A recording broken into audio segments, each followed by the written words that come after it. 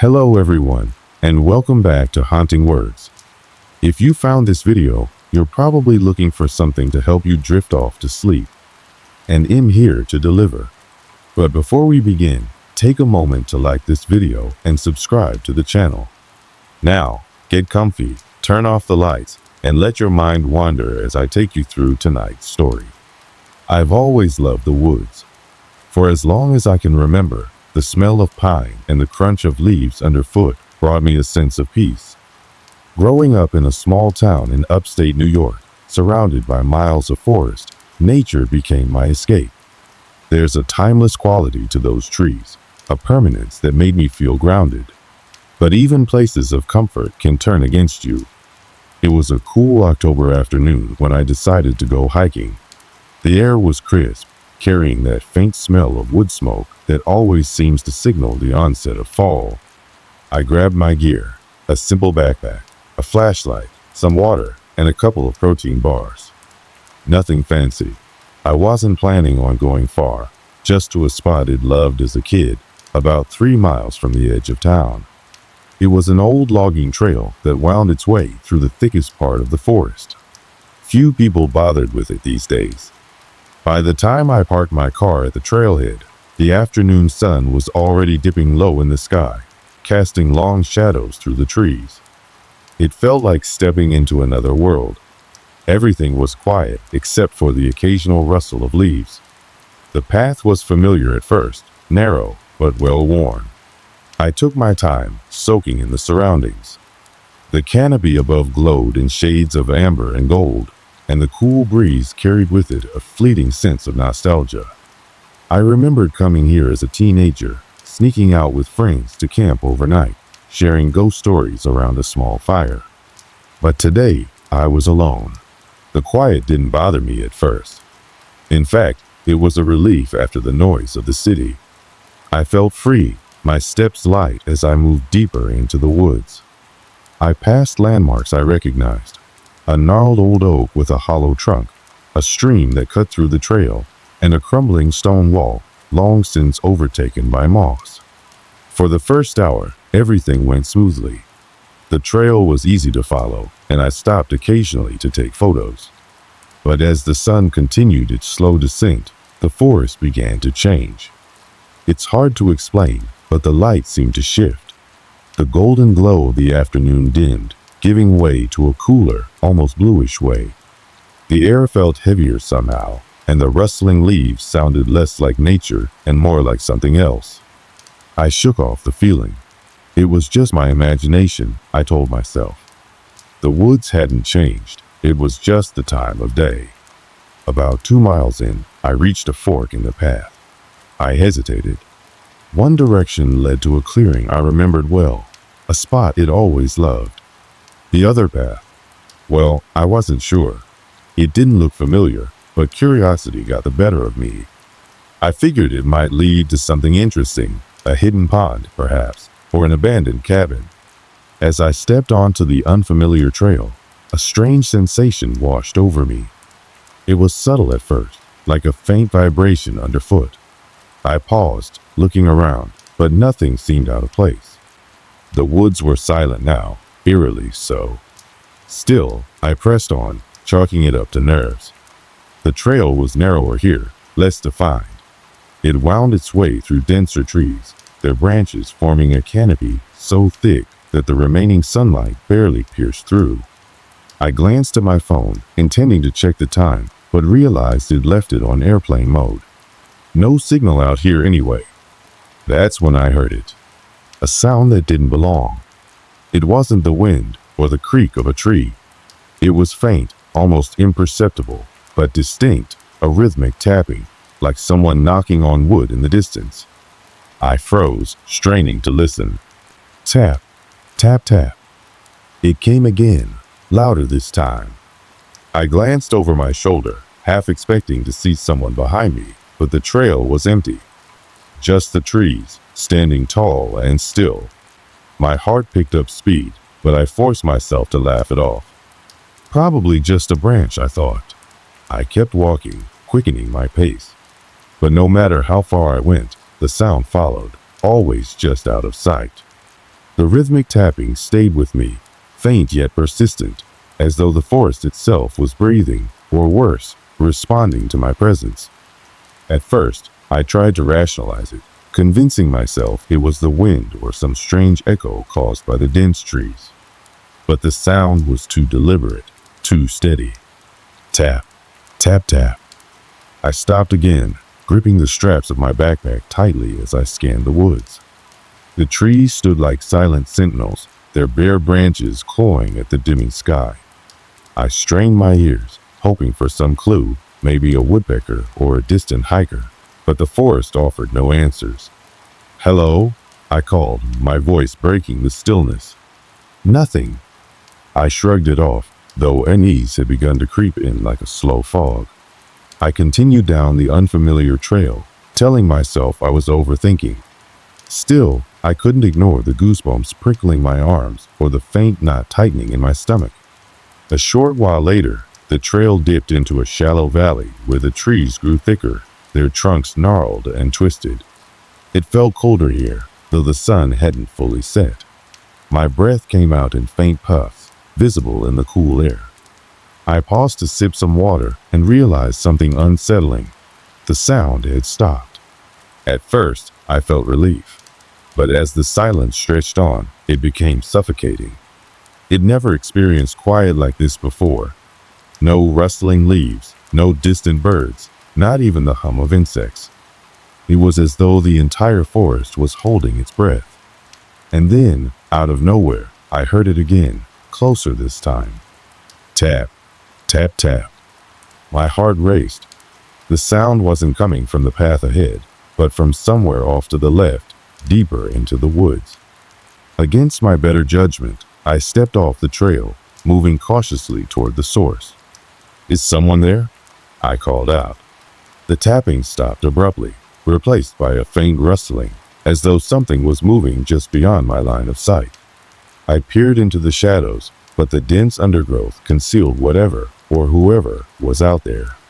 "Hey, if this is a joke, it's not funny," I shouted, my voice cracking slightly. Still nothing. I felt foolish standing there, yelling into the empty woods. Maybe it was just an animal. A deer, perhaps, or some nocturnal creature stirring before nightfall. But as I turned to head back to the trail, I noticed something that made my stomach drop. The ground beneath me was littered with strange marks, shallow grooves carved into the soil in erratic patterns.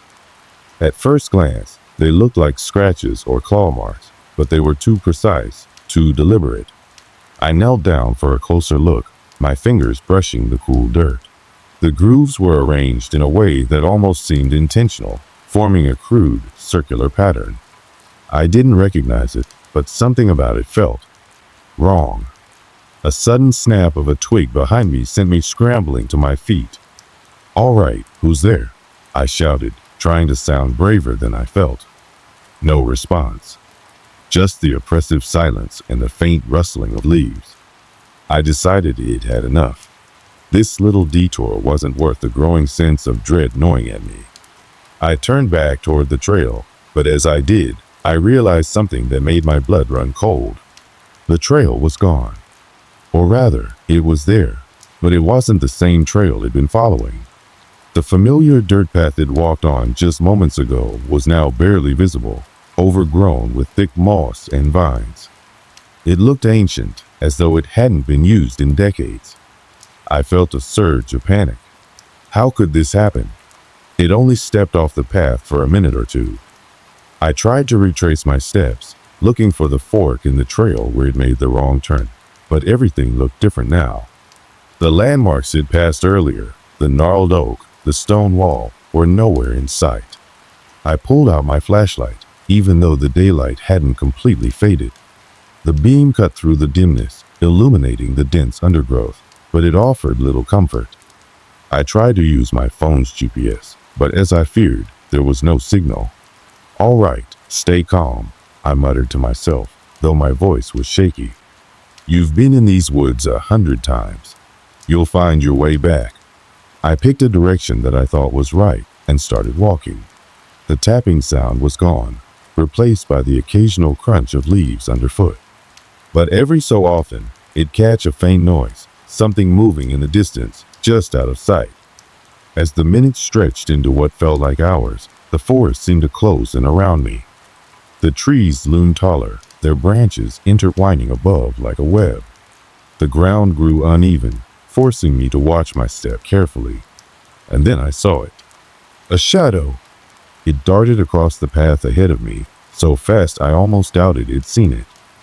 But the unmistakable sound of footsteps followed, soft and deliberate. "Hey!"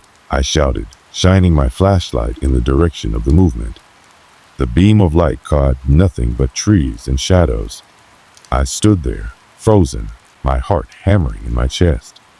For a moment, I thought I heard breathing, low and steady, but it could have been my own. "Okay, this isn't funny anymore," I said, my voice shaking. "If someone's out there, just say something." "Silence!"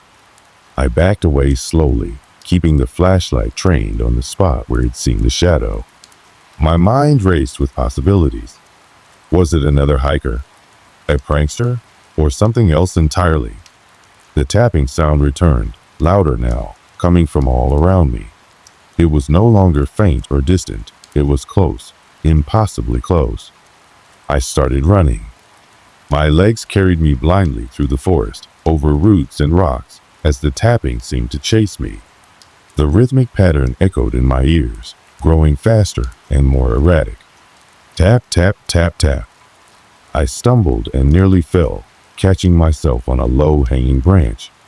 My flashlight slipped from my grasp, landing with a dull thud. The beam flickered but stayed on, casting eerie shadows across the forest floor. I grabbed it quickly, my hands trembling, and continued running until I couldn't hear the sound anymore. When I finally stopped, gasping for air, I realized I had no idea where I was. The forest was darker now, the last light of day fading into twilight. I leaned against a tree, trying to catch my breath, when I noticed something etched into the bark. I felt a chill run down my spine. Something wasn't right. Something was very, very wrong. I stood frozen in front of the tree, my fingers unconsciously tracing the patterns carved into its bark. The grooves felt jagged and rough under my touch, as though they had been etched recently.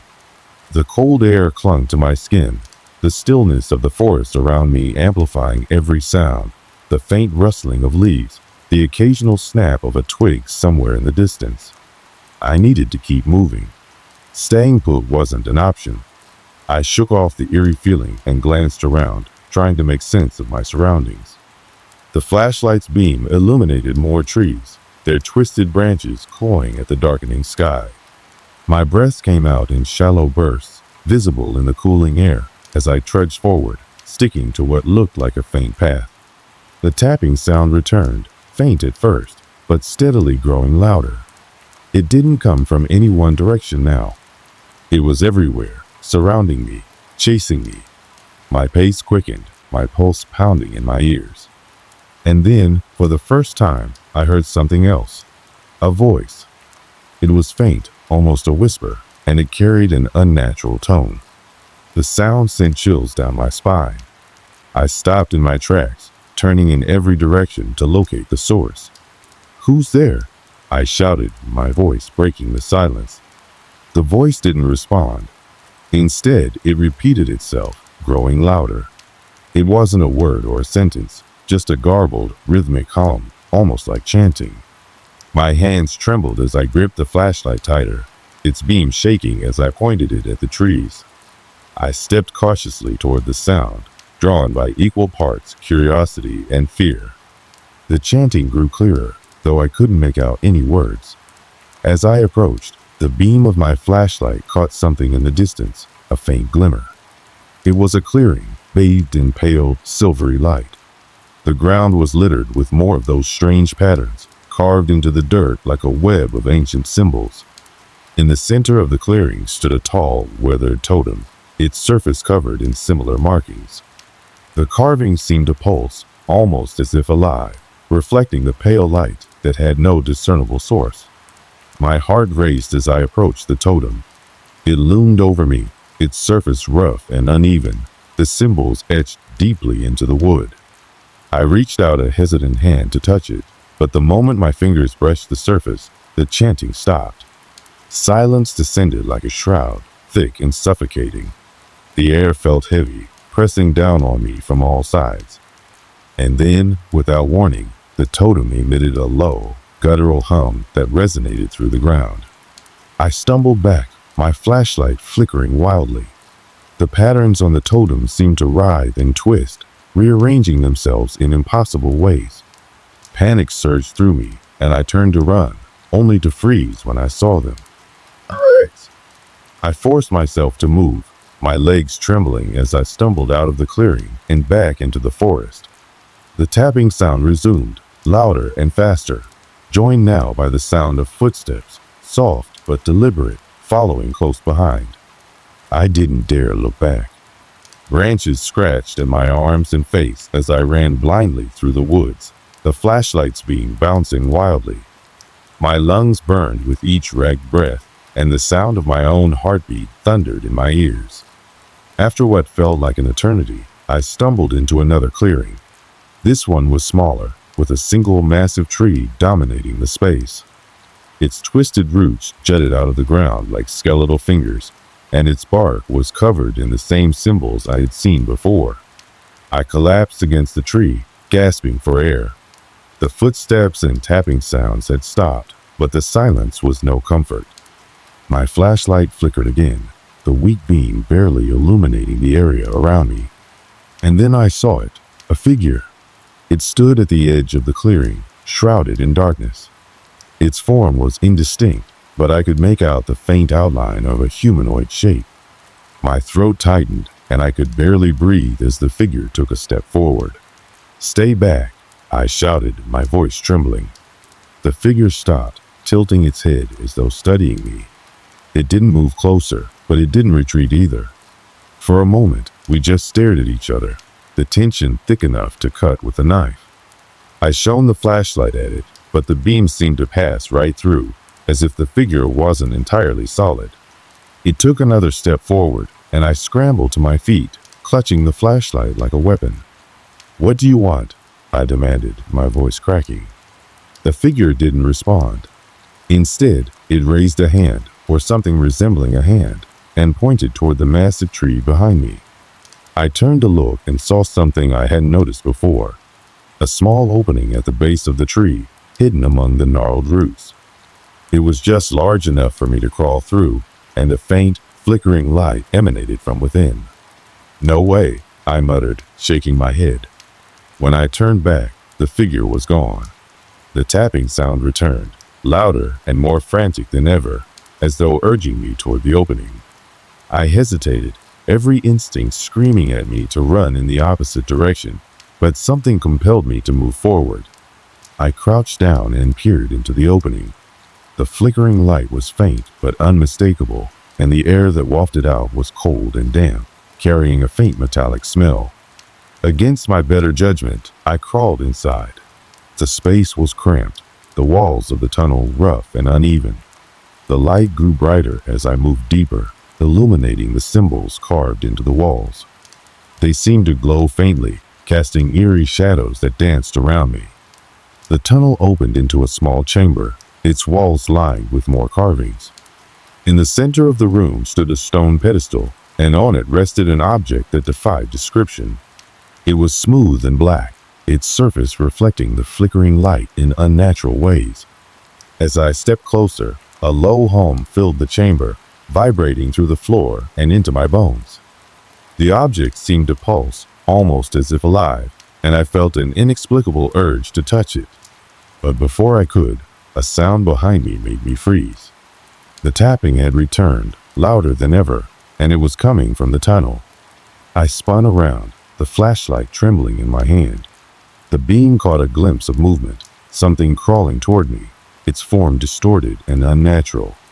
Panic surged through me, and I backed away, my eyes darting between the object on the pedestal and the approaching figure. My mind raced, desperate for a way out, but the only path was the tunnel and whatever was in it. The chamber began to shake, the walls trembling as the hum grew louder. The carvings seemed to writhe and twist, their shapes shifting in ways that made my head spin. I knew I had to make a choice.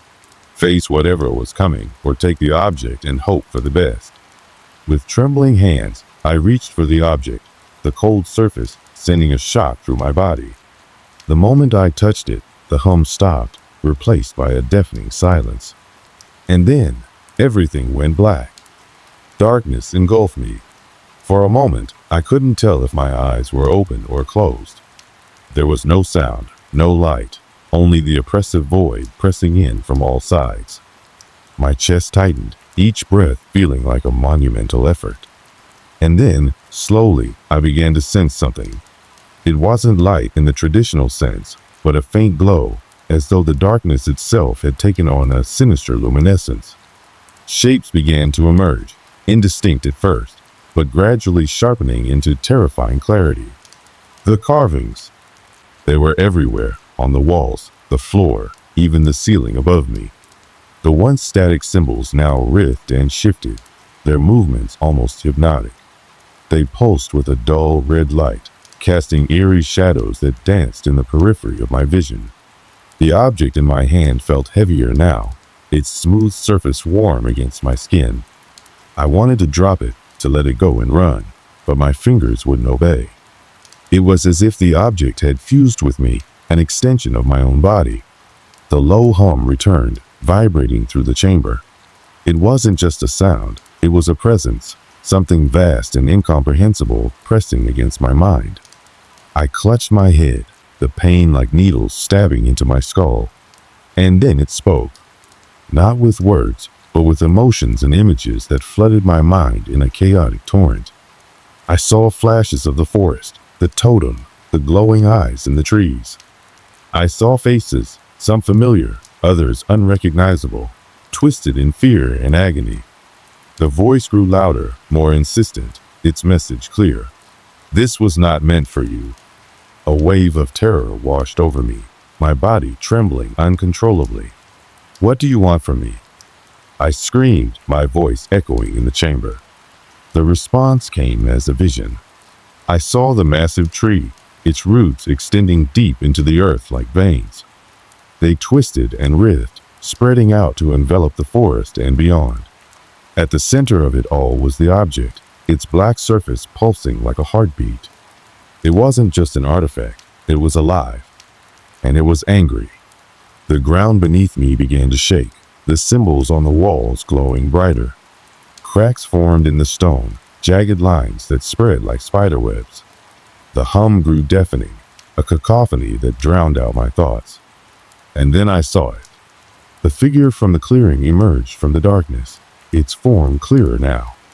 It was tall and impossibly thin, its limbs elongated and unnaturally jointed. Its skin was translucent, revealing veins of glowing light that pulsed in time with the object in my hand. Its face, or what passed for a face, was featureless, save for two hollow sockets where eyes should have been. From within those voids emanated a light so intense it felt like it burned my soul. It stepped closer, its movements slow and deliberate. I stumbled back, my heart hammering in my chest. "Stay away," I shouted, but my voice was swallowed by the hum. The figure reached out, its hand hovering over the object in my grasp. The air grew colder, and I could see my breath forming clouds in front of me. And then it touched me. A searing pain shot through my arm, radiating out to every nerve in my body. My vision blurred, and I collapsed to my knees, the object slipping from my grasp.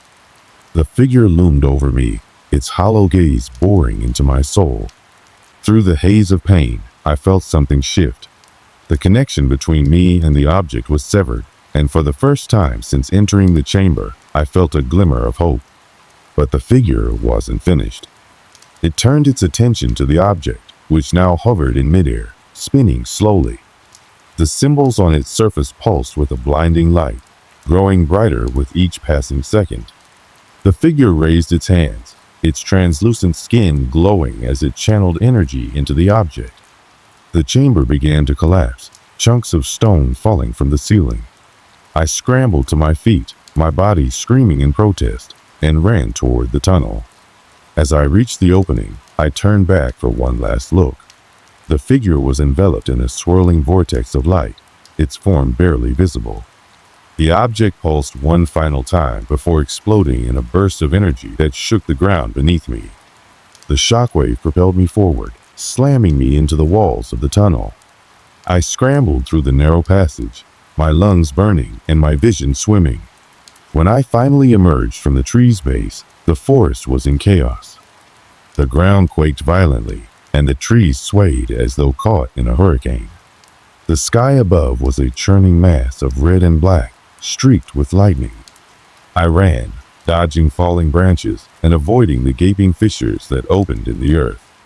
The tapping sound followed me, relentless and unyielding, growing louder with each step. Finally, I reached the edge of the forest. The moment I stepped into the open field, the sound stopped. The ground stilled, and the sky returned to its normal way. I collapsed onto the grass, gasping for air. My body ached, and my mind was a whirlwind of fear and confusion. But as I lay there, staring up at the sky, I realized one chilling truth. The object wasn't destroyed. It was free. Lying there in the grass, I let my body go limp, exhaustion overtaking me. The air outside the forest was cool and still, a stark contrast to the chaos I had just escaped. For a fleeting moment, I thought it was over, that I had left the nightmare behind me. But the silence felt wrong. I sat up, every muscle in my body screaming in protest. Turning to look back at the forest, I saw the treetops swaying gently, as if nothing unusual had happened. The thick canopy hid the horrors I knew lay within. It almost looked peaceful, a serene scene under the twilight sky. Yet, I knew better. The weight of the experience began to settle on me, and questions flooded my mind. What was that object? Who, or what, was the figure? And most pressing of all, had I unleashed something far worse than I could comprehend?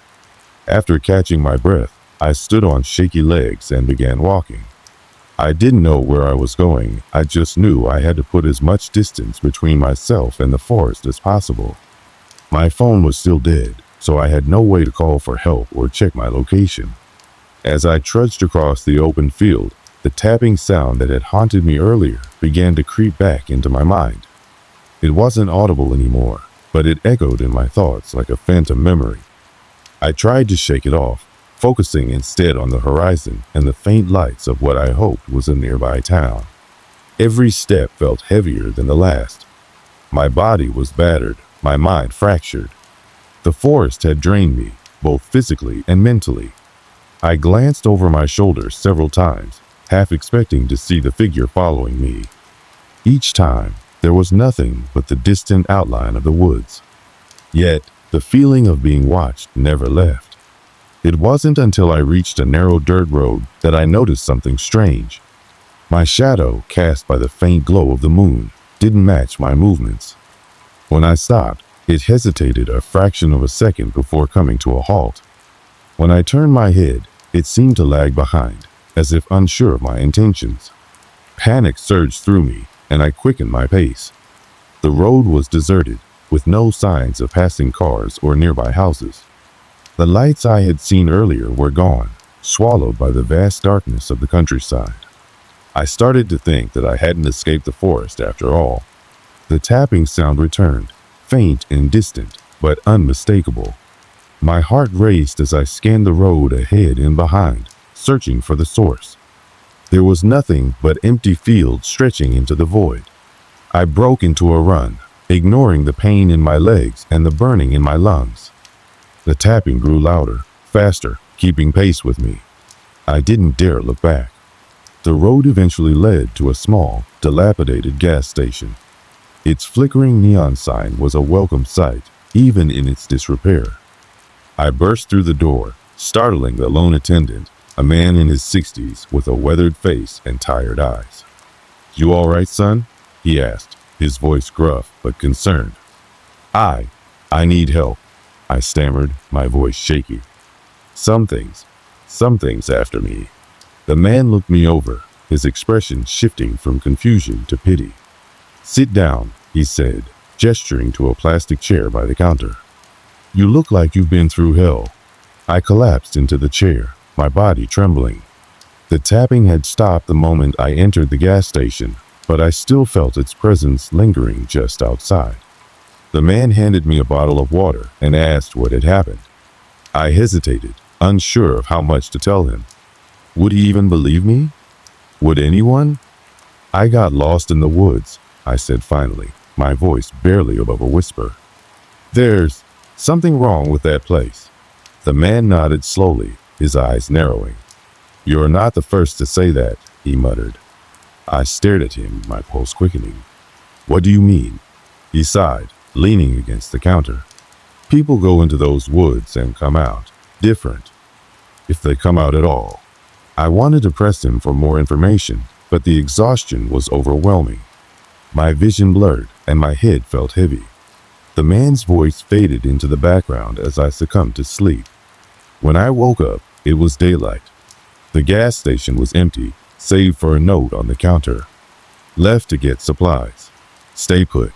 Don't go outside." I glanced out the window, half expecting to see the forest on the horizon. Instead, there was only the road, stretching endlessly in both directions.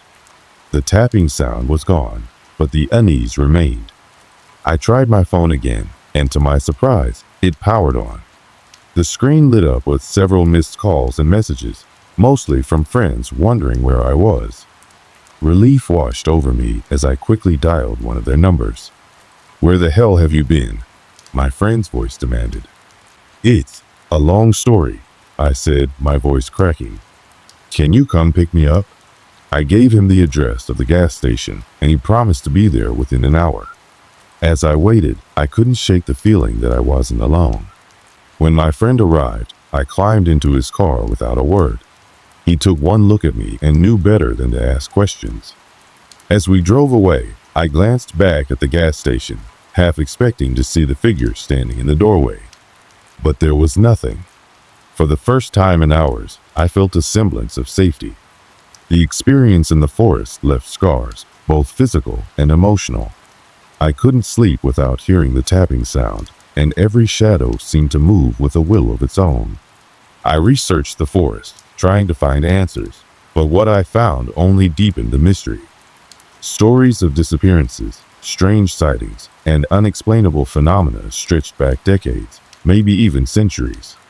I thought about the object, the figure, and the energy that had coursed through the forest.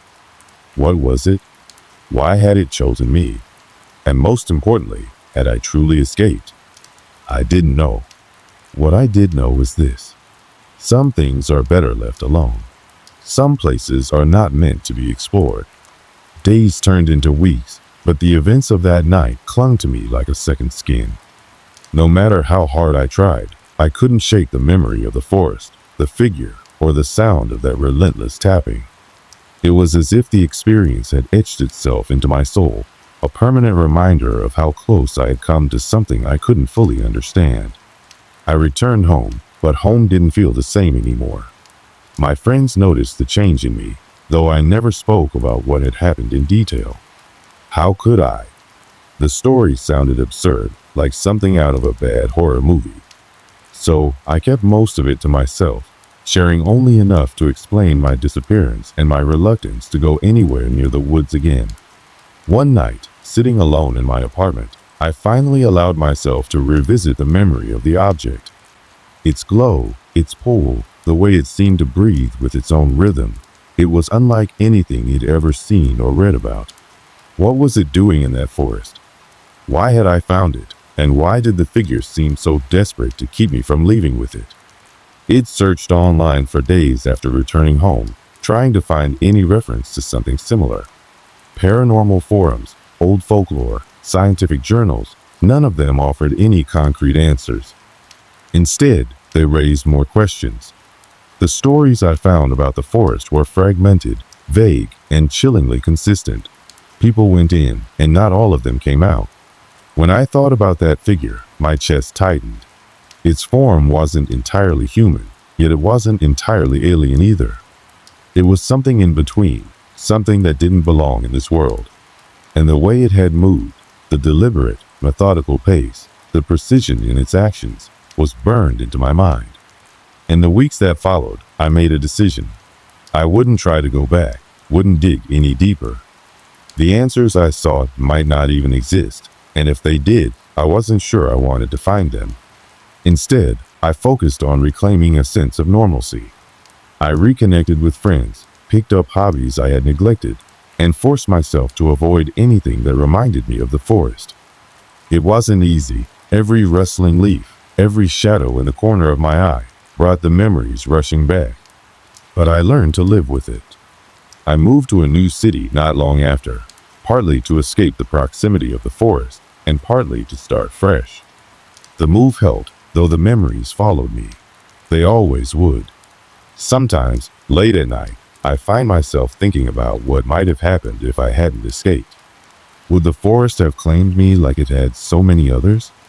Would I have vanished without a trace, just another name on a growing list of disappearances? Other times, I wonder if I brought something back with me. It's irrational, I know, but there are moments when the air feels too heavy or the silence too complete, and I can't help but look over my shoulder. I still hear the tapping sometimes, not in the world around me, but in my dreams.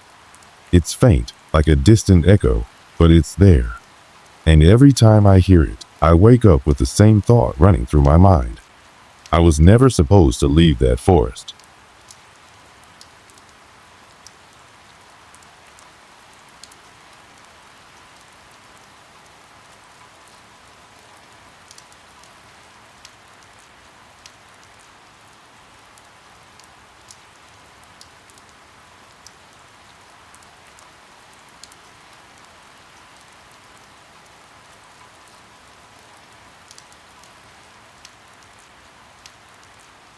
I was on a business trip, just passing through a sleepy little town in the middle of nowhere.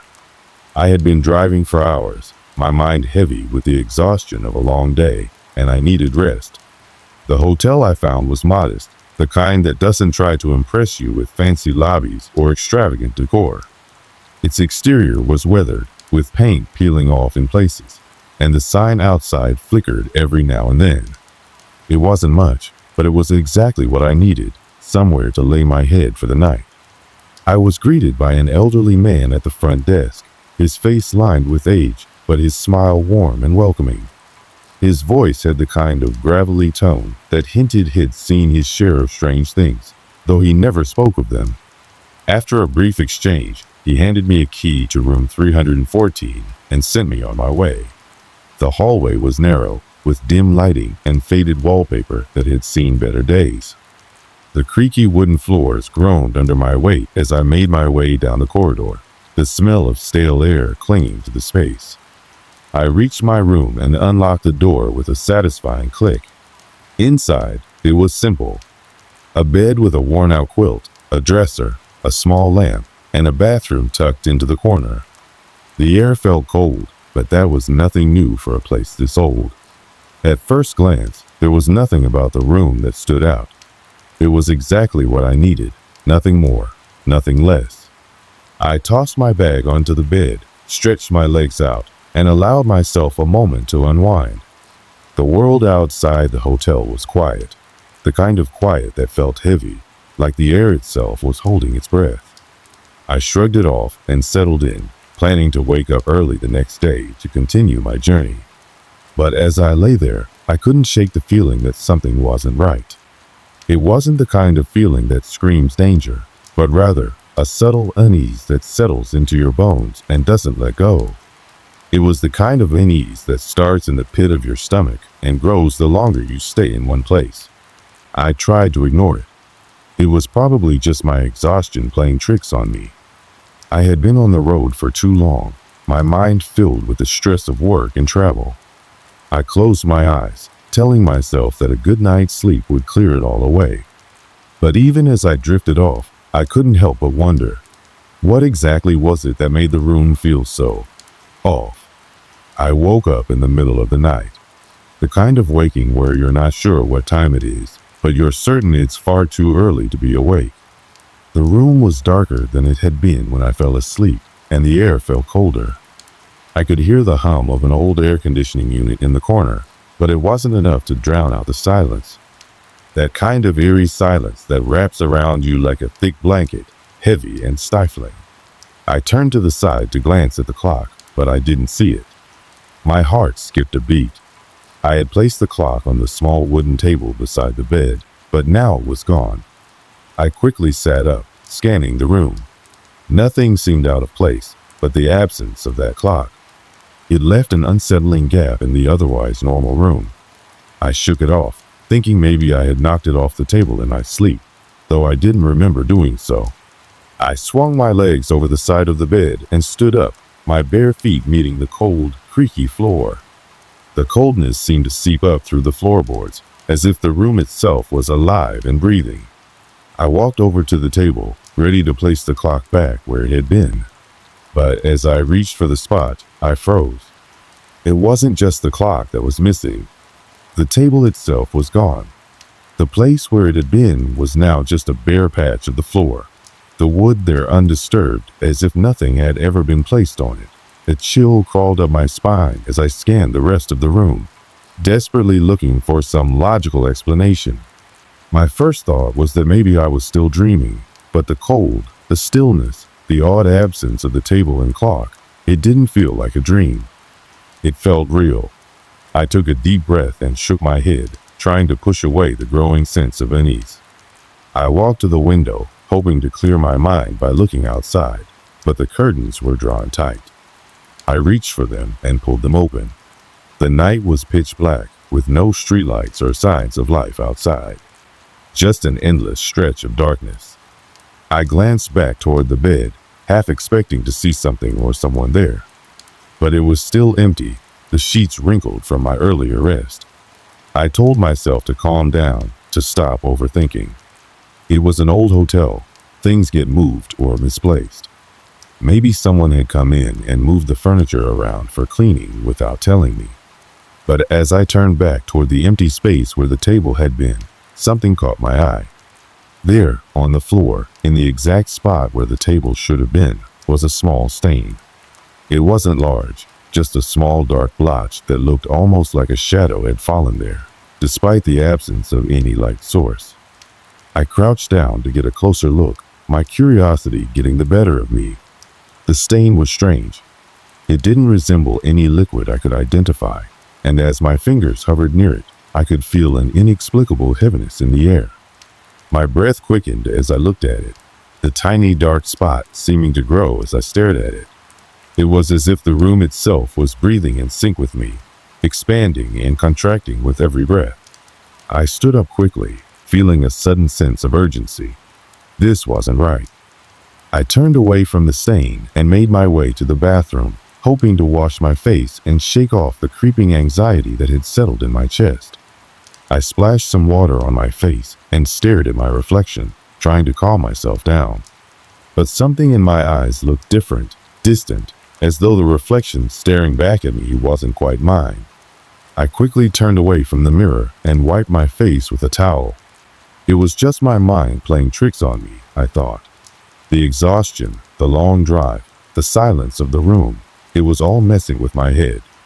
I walked back into the bedroom, determined to go back to bed and get some rest. But just as I reached the bed, something made me stop. I glanced down at the spot where the table had been. The dark stain was gone, completely gone. I stood there for a moment, staring at the spot where it had been. My heart began to race. How could it disappear like that? I hadn't moved anything, and there was no sign of the stain anywhere else in the room. I paced around the room, trying to make sense of what was happening. The room still felt wrong, as though it was holding its breath, waiting for something to happen. I sat back down on the bed, my mind reeling with thoughts I couldn't quite organize. Had I imagined it? Had I been too tired, too stressed to see things clearly? I tried to convince myself that I had, but deep down, I knew it was more than that. I couldn't shake the feeling that something was in the room with me, something that wasn't quite right. It was subtle, just a whisper at the edge of my senses, but it was enough to make my skin crawl. The room felt heavier now, as though the walls themselves were pressing in on me. The days that followed felt like they were stretching on endlessly, each one more suffocating than the last. I had decided to stay in the hotel for another night, convinced that I was simply tired and in need of a good rest. But as I lay there in the silence of the room, I couldn't shake the feeling that something was wrong. Every time I closed my eyes, I saw the dark stain from the night before, now gone, but still haunting my thoughts. It was as if the room had played some trick on me, bending the rules of reality in ways I couldn't understand. The second night was no better. The same oppressive stillness clung to the air, and once again, I woke up in the middle of the night. This time, however, it wasn't just the absence of the clock or the table that unsettled me. As I opened my eyes, I saw something out of the corner of my vision, a fleeting shadow in the dim light. I turned my head sharply, but there was nothing there. Just the dark corners of the room, untouched and undisturbed. I sat up slowly, trying to shake off the feeling that something was watching me. The air felt even colder now, the chills settling into my bones. I glanced at the bed, wondering if I had left the window open, but no, the curtains were tightly drawn, and the room was locked up tight. I glanced toward the door, which remained securely closed as it had been when I arrived. A low creaking sound broke the silence. It was faint at first, like the slow groan of a floorboard under pressure. My heart skipped a beat as I strained to listen, but it was gone before I could fully identify it. I swallowed, trying to convince myself that it was just the old building settling. But then I heard it again. This time, louder. The sound came from somewhere near the corner of the room, just beyond my line of sight. Without thinking, I swung my legs over the side of the bed and stood up. The floor was cold against my feet, the hardwood creaking under my weight. The air was so still, so thick, that it felt like it was pressing in on me, making it harder to breathe. The silence between each creak was almost unbearable, like the room was holding its breath, waiting. I walked to the corner where I had heard the sound, my footsteps echoing in the stillness. There was nothing there. No movement, no sign of any disturbance. Just the quiet, the heavy, suffocating quiet that seemed to stretch on forever. I turned to look back at the bed, but then I noticed something. The curtains, which I had checked earlier, were no longer completely closed. A small sliver of moonlight peeked through the gap, casting a pale light on the floor. My pulse quickened as I approached the window, my hand reaching for the fabric. When I pulled the curtains back, the cool night air rushed into the room, carrying with it the smell of damp earth and decay. I glanced outside, but all I saw was darkness. Nothing but the distant silhouette of the trees, their branches swaying in the wind. It was then that I noticed it. A faint trail of dust, like a line drawn in the air, stretched across the floor. It wasn't just any dust. This had the appearance of something having been dragged, something heavy moving across the room. I knelt down to inspect it, my fingers hovering just above the floor, afraid to touch it. The pattern was unmistakable. It led from the window to the spot where the table had once been. A chill ran through me as I traced the line with my eyes. The dust wasn't just disturbed, it looked as if something had been pulled from the window towards the center of the room, then dragged back again. The thought made my stomach churn. I backed away slowly, unsure of what to make of it. That's when I heard the sound again. This time, it wasn't just a creak. It was something more, something almost like a soft, deliberate scrape, followed by the sound of something heavy shifting in place. My heart raced as I spun around, but the room remained empty. The bed, the dresser, the window, everything was as it had been. The only thing different was that feeling, that suffocating presence that seemed to hang in the air. I stood there, frozen for a long moment, trying to decide what to do. I was on the verge of calling the front desk, asking if there was anything strange going on with the room, but I couldn't bring myself to do it. Something told me that if I said anything, I would only draw more attention to the inexplicable events, and I wasn't sure I was ready to face whatever was lurking in that room. Instead, I decided to investigate. I began looking for anything that might explain the strange happenings. I checked under the bed, in the closets, behind the curtains, and even inside the drawers. But no matter how hard I looked, I couldn't find anything that made sense. Everything appeared normal, too normal. It was as if the room was deliberately hiding the truth, allowing only the smallest hints of something wrong to seep through the cracks. As the night wore on, the strange events grew more frequent. I heard footsteps in the hallway outside my door, soft, hesitant steps, as if someone was pacing back and forth. When I checked, there was never anyone there. The temperature fluctuated wildly, sometimes hot, sometimes freezing cold, as though the room had a mind of its own. The shadows in the corners seemed to grow deeper, more pronounced, as though something was waiting just beyond the edge of the light. I couldn't explain it. I couldn't make sense of it. But I knew one thing for sure. The room wasn't as empty as it seemed. Something was there, watching me, waiting for me to acknowledge it. And I wasn't sure how much longer I could pretend that nothing was wrong. By the time dawn broke, I had convinced myself that I was simply losing my mind. The events of the night had left me on edge, every creak and rustle in the room seeming like a threat. I had to get out of there. But the question was, how? How do you leave a place that feels like it's holding you in place, making sure you can never truly escape? The morning light was a hollow relief, the pale gray sun barely making an impact as it filtered through the heavy curtains. I hadn't slept at all. The events from the night before had left me too shaken, too unsettled to even close my eyes for more than a few moments at a time. There was something in that room, something I couldn't explain, and I was desperate to understand what it was. I had made up my mind to leave. I was going to check out, pack my things, and walk out of that hotel, never to return. But there was a nagging pull in the back of my mind, a sense that I had to find out what was going on before I could leave. If I didn't confront it now, I knew it would haunt me forever. I stood in front of the mirror, staring at my reflection. My face was pale, my eyes bloodshot from lack of sleep, but there was something else. Something in the way I looked at myself. I couldn't shake the feeling that I wasn't alone in the room anymore. The air was thick, as though it was holding its breath, waiting for something to happen. I was about to grab my things and head out when the lights flickered above me. A sudden pulse of dark electricity surged through the room, and I felt the hairs on the back of my neck stand up.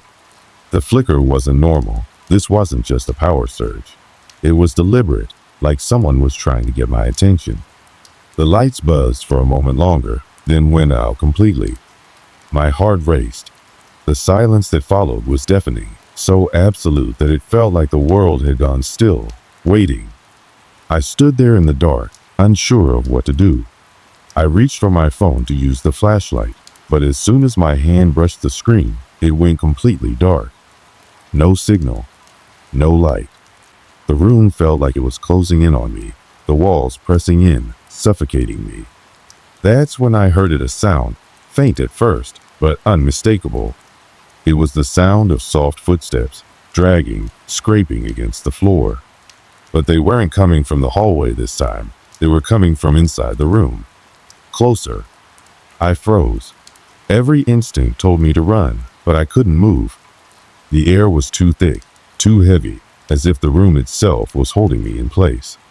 Then, as though it had all been building up to this moment, the room grew colder, so cold that my breath fogged up in front of me. My teeth chattered as I stumbled back, trying to escape the weight of the air that surrounded me. That's when I saw it. At first, it was just a shadow, a movement flickering in the corner of my vision. I turned quickly, but there was nothing there. I blinked, heart pounding, then turned again. This time, the shadow was clearer. It was a figure, faint and indistinct, but undeniably human. It stood at the foot of the bed, its outline shifting in the darkness like a smoke-borne illusion. I took a step back, my feet tripping over the edge of the bed. My mind raced as I tried to process what I was seeing, but there was no time to think, no time to make sense of it. The figure seemed to grow, stretching toward me. filling the room with a presence that was both foreign and terrifying. Without warning, the figure lunged forward. A cold hand gripped my wrist, icy fingers that sent a jolt of panic through my body. I tried to scream, but the sound caught in my throat. The room spun around me, the air thick with something foul and oppressive. My breath came in short gasps as I struggled to break free, but the hand only tightened its grip, dragging me toward the center of the room. I was yanked to the ground, my body colliding with the cold, unforgiving floor. My heart was pounding so hard I thought it would burst from my chest. Panic surged through me as I fought against the invisible force that was holding me down, keeping me pinned. The room seemed to stretch and distort around me, the walls warping like they were alive, breathing with a life of their own. I struggled to look up, to see what was happening, but all I could make out was the silhouette of the figure looming above me. It was taller now, impossibly tall, its face an indistinct blur in the dark. And then, as if in answer to my silent question, the figure spoke. The voice came from nowhere and everywhere at once, a guttural rasp that scraped against my bones. "Leave," it whispered. But the word wasn't just spoken, it was felt, as if the very air was pressing against me, suffocating me with its demand. I didn't know what to do. I wanted to run. I needed to escape, but the fear gripped me so tightly that I couldn't move. I felt trapped in that room, caught in the grip of something far older and far more malevolent than anything I could understand. The figure's shadowed form seemed to shimmer, and with each passing second, the air grew colder, darker, and more oppressive. The room seemed to tilt. I felt myself being pulled deeper into it, the gravity of the place becoming unbearable. It was as though the very space around me was warping and folding in on itself, trapping me in a twisted, unnatural void. Every part of me screamed to escape, but my legs felt heavy, my body sluggish as though moving through thick mud. And then, just as suddenly as it had all begun, the force loosened its grip. The cold fingers released me, and the room fell silent once more. The oppressive weight that had been pressing down on me lifted, leaving me gasping for air. My body was trembling uncontrollably as I scrambled to my feet, my eyes wild with fear. But the figure was still there. It stood just beyond the corner of the room, its form now fully materialized, no longer a shadow, but a grotesque, half-formed creature that seemed to bleed into the darkness.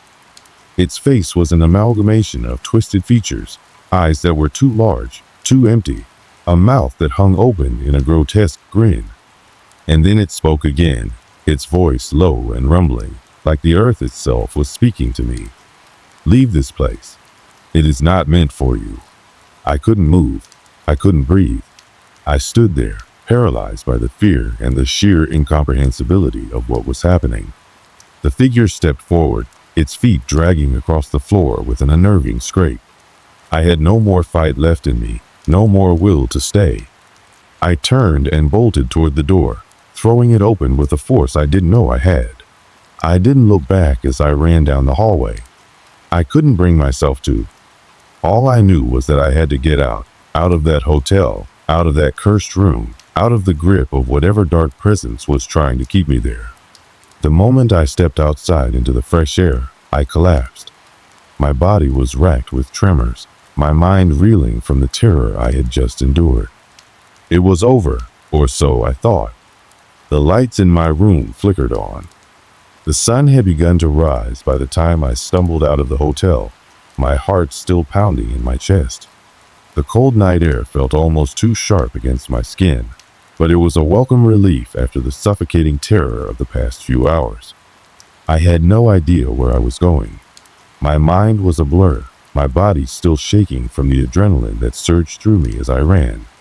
I didn't look back at the hotel as I walked away, but I couldn't stop thinking about what had just happened. That thing in the room. The feeling of being trapped, suffocated, and controlled by something I couldn't even comprehend. I had spent so much time trying to convince myself that it was all just my imagination, that it was nothing more than a series of strange coincidences, but now I knew better. As I walked down the quiet street, The sounds of the city slowly returned to me. The hum of distant traffic, the murmur of people moving about their business, the distant chatter of a morning cafe. All of it seemed so distant, so foreign to me now. I had been touched by something darker, something that no one would understand. I needed to get away from that place. I needed to find somewhere safe, somewhere where the memories of that room couldn't haunt me anymore. But no matter how fast I walked, no matter how far I put between myself and that hotel, I knew I wouldn't be free of it. That feeling, the weight of the darkness, would follow me for the rest of my life. I found a small park nearby and sat down on a bench, trying to collect my thoughts. My hands trembled as I pulled out my phone, scrolling through my messages. I didn't even know what I was looking for, some sort of confirmation that this wasn't just some nightmare, some way to make sense of everything that had happened. But there was nothing. No explanation. No answer. The hotel's name kept flashing in my mind. The feeling of it, of being watched by something unseen, the figure standing in the corner of the room, and the whispered warnings of its voice. I couldn't stop hearing it, as if it had been etched into my mind, impossible to erase. The figure's words replayed over and over in my head. Leave this place. It is not meant for you. Was it really gone? Had I truly escaped, or was I simply running, waiting for it to find me again? I didn't have the answers, and no one I could talk to would believe me. Who would? Who would believe that a figure made of shadows had reached out and touched my wrist? Who would believe that the walls had closed in on me, or that the very air seemed to want to suffocate me? It wasn't until later that day, when I returned to the safety of my own apartment, that I realized something truly unsettling. Something I hadn't noticed in the chaos of fleeing from the hotel. I had forgotten to take my luggage with me. I hadn't even realized until I was unpacking my things and going through my clothes. That's when I found a single item from the hotel, my keycard. It was in my pocket, wedged between two layers of my jacket, and I had no memory of picking it up. I hadn't been back to my room, had I? No, I hadn't. I hadn't even thought about the keycard after I ran out of the hotel. But somehow it had found its way into my pocket. I stared at it for a long time, the small rectangular card feeling like it weighed a ton in my hand. It had the hotel logo on it, along with a number printed on the back. My room number. I tried to rationalize it. Maybe I had picked it up in my haste. Maybe it had slipped into my pocket without me noticing. But that explanation felt hollow. Something about the way it was there, so out of place, gnawed at me. As if on instinct, I pulled up the hotel's website. I don't know why I did it. Maybe I was hoping for some answer, some explanation. But what I saw on the screen made my blood run cold. The hotel was listed as closed, permanently. A message stated that it had been permanently shut down for renovations, and there were no further details provided. I stared at the screen, the words blurring as my mind raced. Renovations? That wasn't what I had heard when I checked in. No one had said anything about renovations. The place was old, sure, but there was no indication that it was being shut down.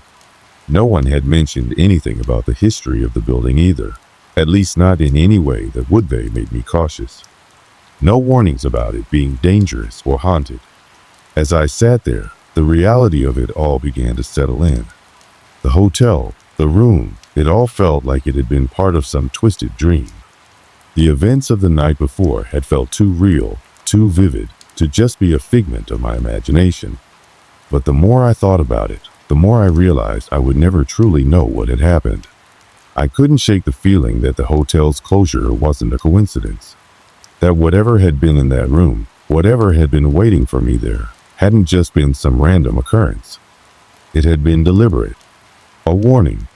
A consequence, or perhaps something far worse, something that had a purpose in dragging me into its web of terror.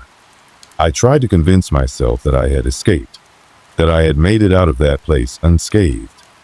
But as the days passed, the fear didn't go away. I found myself constantly checking the windows, listening for any sound that might indicate I wasn't alone. Even the quietest noise made my heart race. And every time I closed my eyes, I saw that face, the one that had appeared in the window, the one that had haunted me even after I left. I don't know if the hotel was truly haunted, or if it was something else entirely. Maybe it was just a place that had been forgotten by time, its secrets buried deep within the walls, waiting for someone to come and disturb them. Maybe I was just the unlucky one who stumbled upon it, the one who had to pay the price for stepping into a place that was never meant to be entered. In the end, I couldn't find any answers. The hotel had been abandoned, the room locked away in a forgotten corner of the world. But every time I thought I had moved on, I would find that same keycard, or feel the hairs on the back of my neck stand up for no reason at all. The memories of that place wouldn't leave me. They were too real, too vivid, and they would stay with me forever. As for the hotel, it disappeared without a trace. I tried to search for any news about it, any record of its existence, but there was nothing. No one knew anything about it. I couldn't even find anyone who had ever heard of it. All I know for sure is that I will never forget it, and I will never go back to that hotel again. It's been months since I left that hotel, but the memories haven't faded. If anything, they've only grown stronger, like a shadow that stretches with the setting sun. I've tried to move on, to forget, but the unease lingers, an invisible weight pressing on me even now. I'm haunted not just by what happened in that room, but by the questions that remain unanswered. Some people would say it was all in my head, that the stress of the trip, the exhaustion, or maybe even my own fears, caused me to imagine things that weren't really there. But I know what I felt. I know what I saw. The way the room felt alive, the way the air seemed to change, heavy and thick, as though it was pulsing with something dark. The voices that I couldn't understand, but knew were meant for me. And the figure, always watching. I can't shake the memory of that figure standing in the corner of the room, just out of sight, barely a silhouette. I thought I saw it clearly, its eyes, the expression on its face, the way it seemed to breathe with me. But every time I try to recall it in detail, the image slips away, as if it was never meant to be remembered. It's a cruel trick of the mind, a game of cat and mouse, where the answers are just out of reach. I tried reaching out to others, asking about the hotel. It didn't take long before I realized that no one had ever heard of it. No one knew anything about the place I'd stayed in. It wasn't on any map, no reviews, no mention of it in any travel forums. It was as though the hotel never existed, or maybe, as I've come to believe, it was something more than just a building. Maybe it was never meant to be found by anyone who wasn't supposed to be there. That keycard, I still have it, tucked away in a drawer, as though keeping it will somehow keep the memories at bay. But it hasn't worked. Every time I catch a glimpse of it, I feel a jolt of fear, an electric charge that runs through my veins. It's a reminder, a connection to something I don't understand but can't shake. The question is, why? Why did I encounter that place? And why did it feel like I was chosen, pulled into its grip without warning? As I sit here, writing this, I'm trying to make sense of it all. Maybe that's what I'm still searching for, the meaning behind the experience, the reason I was pulled into that nightmarish world. But the more I try to rationalize it, the more elusive the answers become. It's like trying to catch fog with your hands. No matter how hard you try, it slips through your fingers, leaving you with nothing but a sense of confusion. Sometimes I think about going back, about finding the hotel again, to confront whatever it was that I encountered. But then I remember the feeling of suffocation, the way it felt as if the walls were closing in around me, and I know that I can't. I can't go back there. Not to that room, not to that place. Whatever was waiting for me inside those walls isn't something I want to face again. I don't know if it was a ghost or a manifestation of something darker, something older, or if it was all just my mind playing tricks on me. Maybe you'll never know. But the truth is, I've come to realize that some things don't need an explanation. Sometimes, the unknown is more powerful than any answer we could ever receive. I'm not sure what happened that night, but I'm certain of one thing. I'm forever changed by it. There's a quiet dread that follows me now, a subtle awareness that some things exist outside our understanding, waiting for the right moment to reveal themselves. Maybe one day, someone else will stay in that hotel, in that room, and maybe they'll find the answers I couldn't. Or maybe they'll walk out, just like I did, with the same questions, the same fear, and the same unsettling knowledge that not everything is meant to be understood.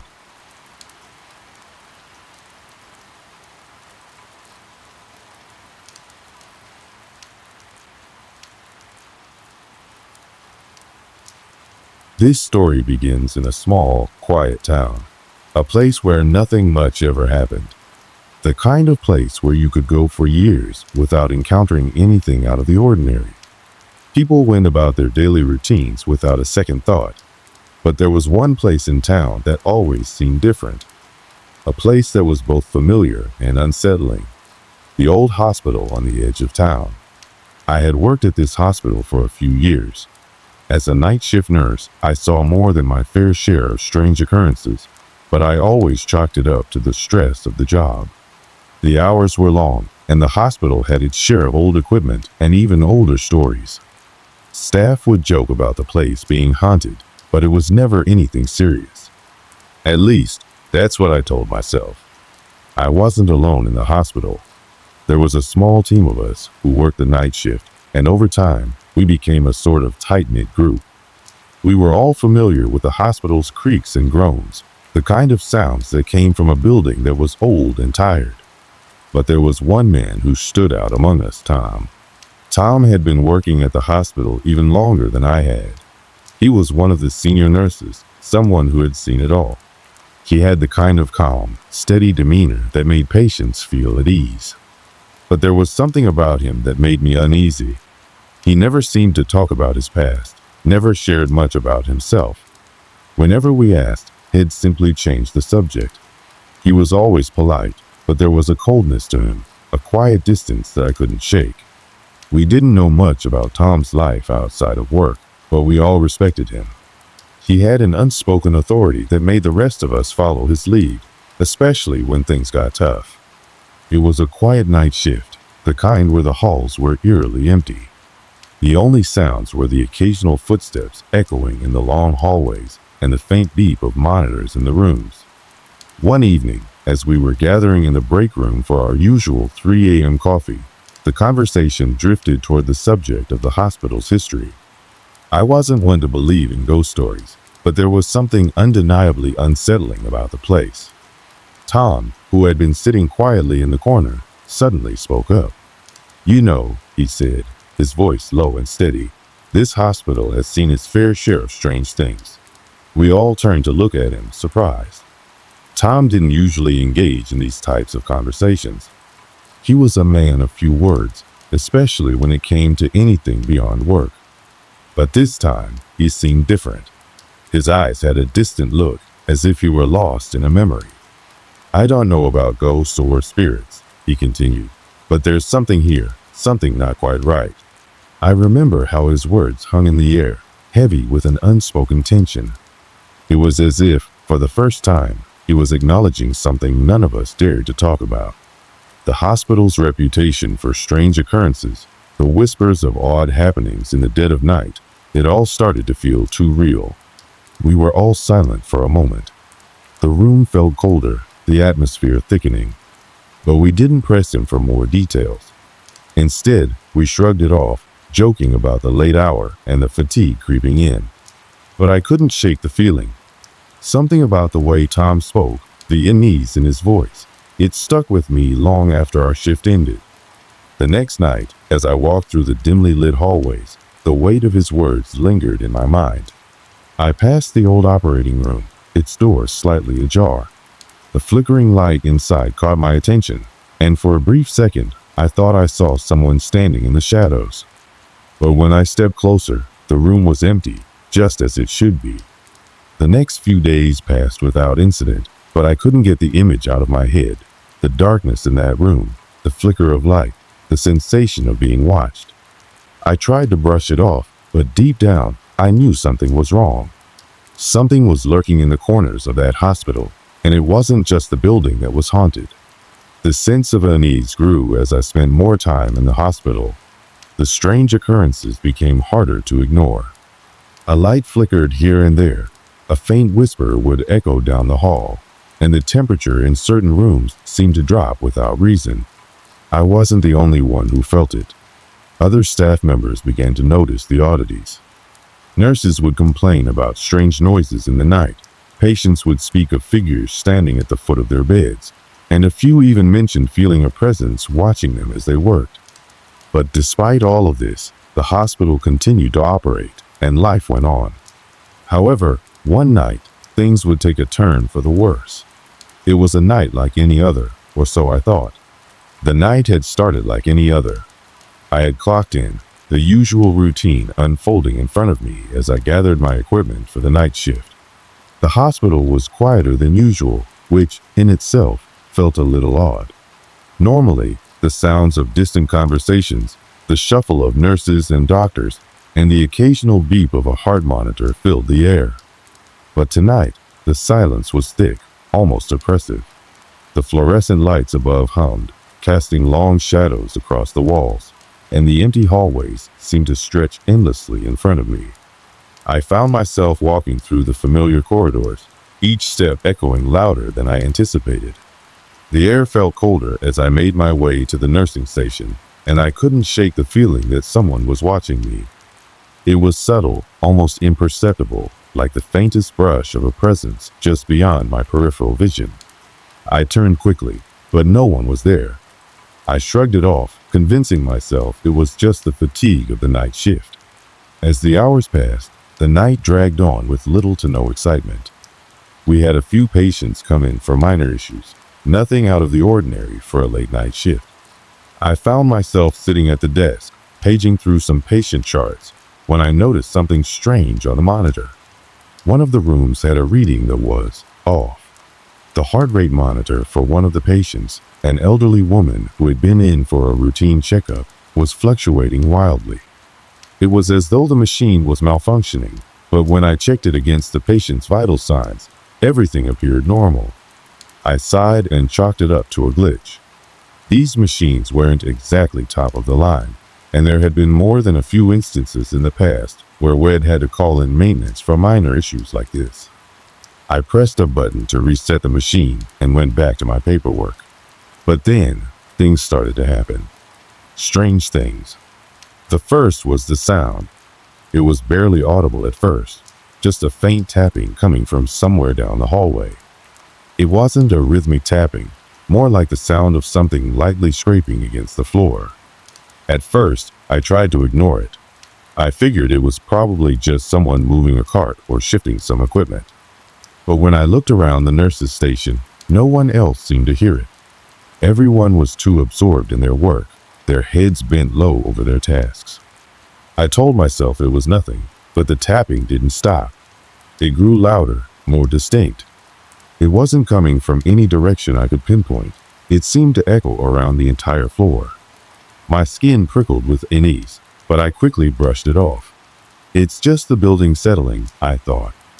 Maybe it's just the pipes again. But deep down, I knew it was more than that. There was something unsettling about the noise, something deliberate. It wasn't random. I got up from my seat and decided to investigate. I walked cautiously down the hallway, following the sound. The tapping was persistent, like a heartbeat, pulsing through the quiet of the hospital. The farther I went, the colder the air seemed to become, and with each step, the hair on the back of my neck stood up.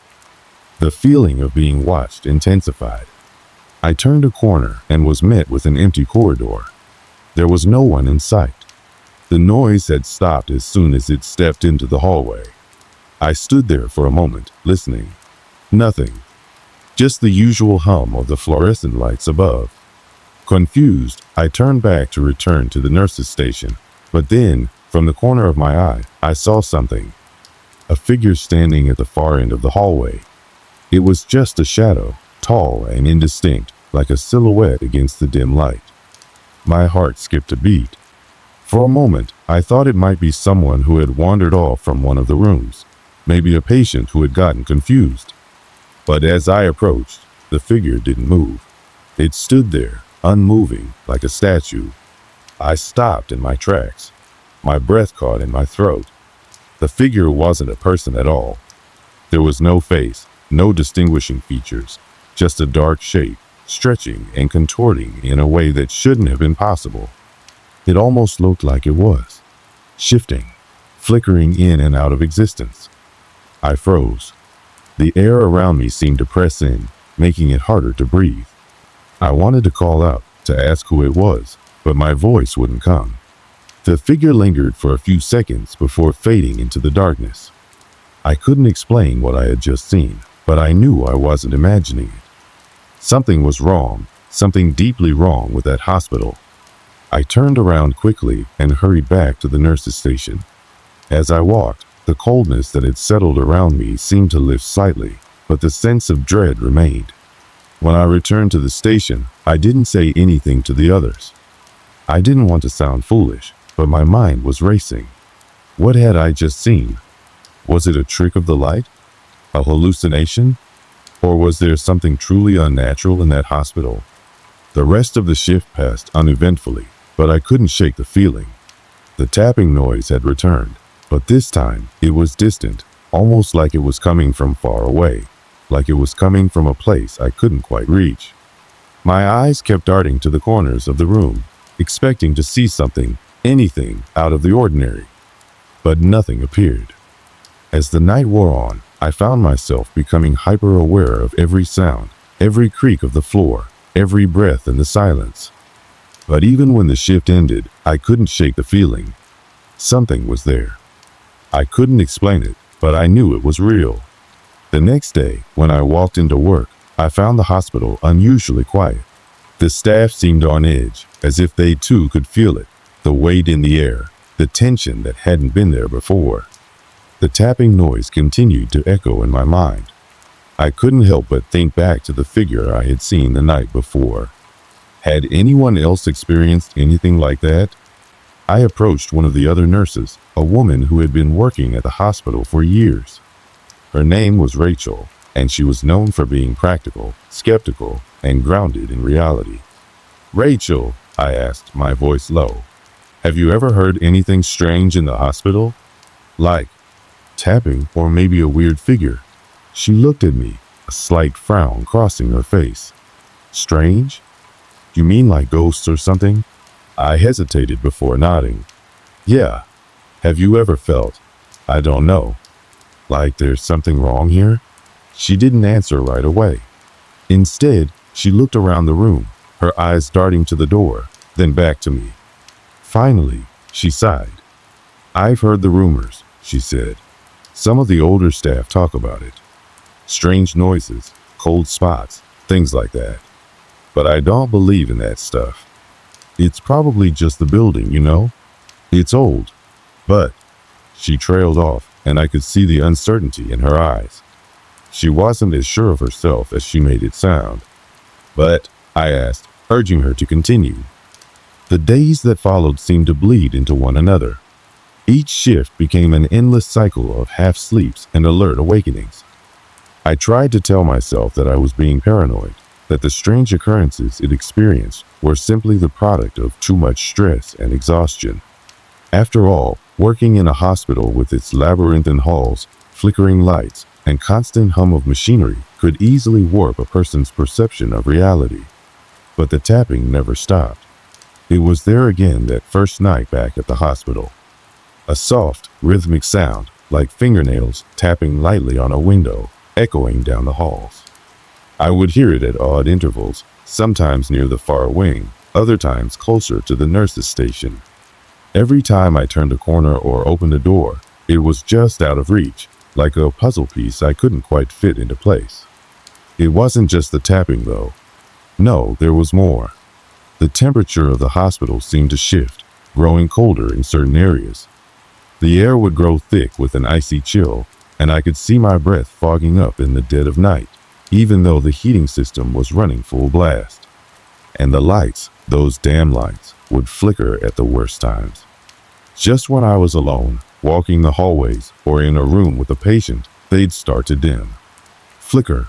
Buzz. Then nothing. Total blackness. A few seconds would pass, and then, as suddenly as it started, the lights would return to normal. I tried to shake it off. I told myself it was just bad wiring, something that could be fixed with a few hours of work.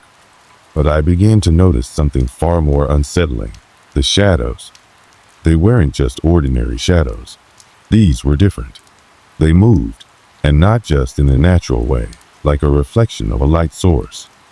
No, these shadows seemed to twist and writhe, as though they were alive, reaching out to grab me, pulling me into their darkness. One night, while I was checking on a patient, I felt a cold hand on my shoulder. But when I spun around, no one was there. The hallway was empty, as it had been for hours. Yet, the pressure on my shoulder lingered, an invisible hand pressing into my skin. The sensation stayed with me long after I had left that hallway. I wasn't the only one noticing these strange occurrences. Rachel, the nurse I had spoken to earlier, had started to act differently. The once cheerful and grounded woman now had a permanent look of unease etched across her face. She no longer walked the hallways with her usual confidence, her footsteps quick and hesitant, her eyes darting nervously from side to side. One night, I found her standing in front of a patient's room, staring down the hallway, as if she had seen something unimaginable.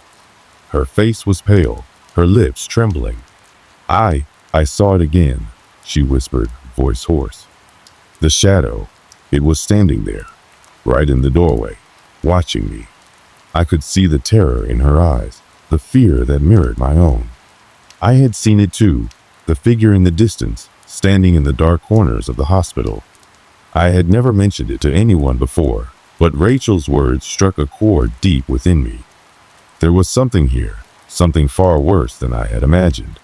Something that wasn't just a trick of the light or the product of stress. "We need to find out what's going on," I said, trying to suppress the rising dread in my chest. I had to know. I couldn't just keep pretending that everything was fine. Rachel nodded slowly, but there was doubt in her eyes. "We're just wasting our time. This hospital, it's been here for decades. It's seen its share of trauma, death." She trailed off, her voice growing weaker, as if she had just begun to realize the full weight of what she was saying. Something terrible had happened here. A darkness had settled into the bones of this place.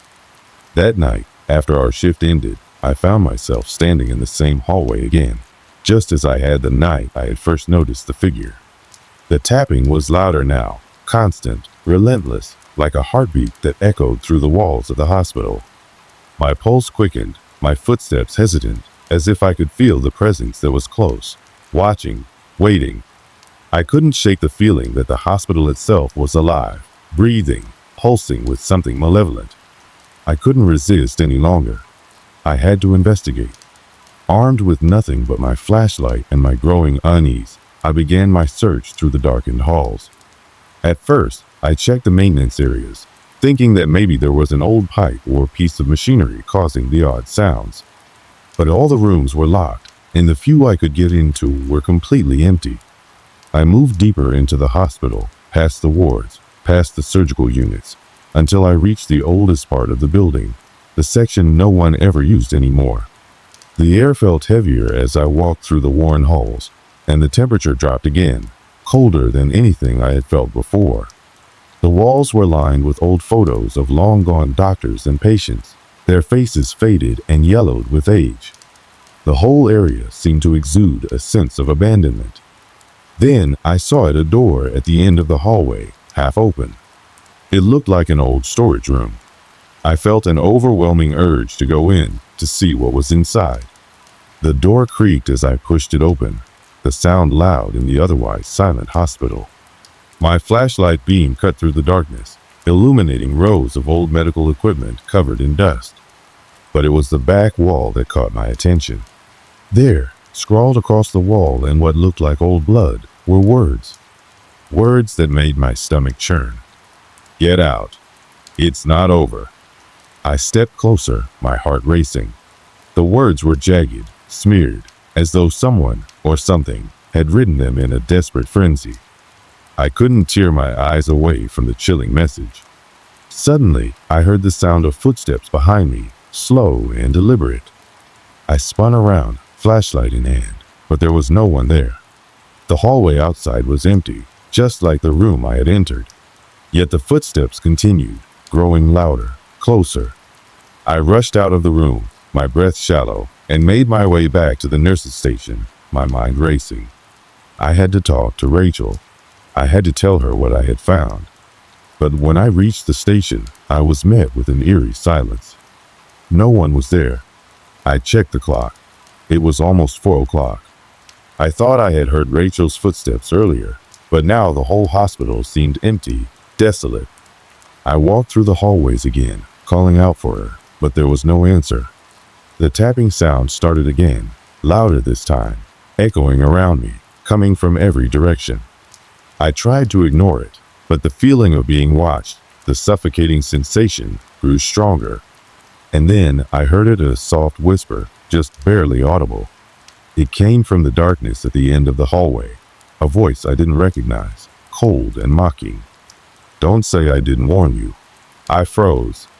The air around me went cold again, the chill biting into my skin. I had to find Rachel. I had to get out of this place. But as I turned to leave, I saw her. Rachel was standing at the far end of the hallway, her back to me, staring at the wall. Her body was rigid, her hands at her sides, and her head tilted slightly to one side. There was no expression on her face. No fear, no recognition, just an empty, blank stare. "Rachel?" I called, my voice trembling. She didn't move. I stepped toward her, my heart pounding in my chest. But as I got closer, something seemed off. There was something wrong with the way she stood there, her stillness almost unnatural, as though she wasn't really there at all. I reached out to touch her shoulder, but before I could make contact, she turned around. Her face was blank, her eyes empty black sockets. Her mouth opened, but no sound came out. And then, just as quickly as she had appeared, she vanished into thin air. I stumbled back, panic rising in my throat, my mind spiraling. What had happened to her? Where had she gone? And then, just as the darkness seemed to close in on me, the lights flickered once more, and I was plunged into total darkness. The darkness enveloped me like a suffocating blanket, and for a moment I couldn't move. My breath was shallow, caught somewhere in my throat as the world around me seemed to fall away.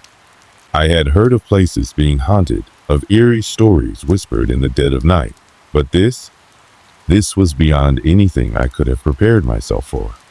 I had always imagined fear to feel like a cold shiver down your spine, a flutter of anxiety.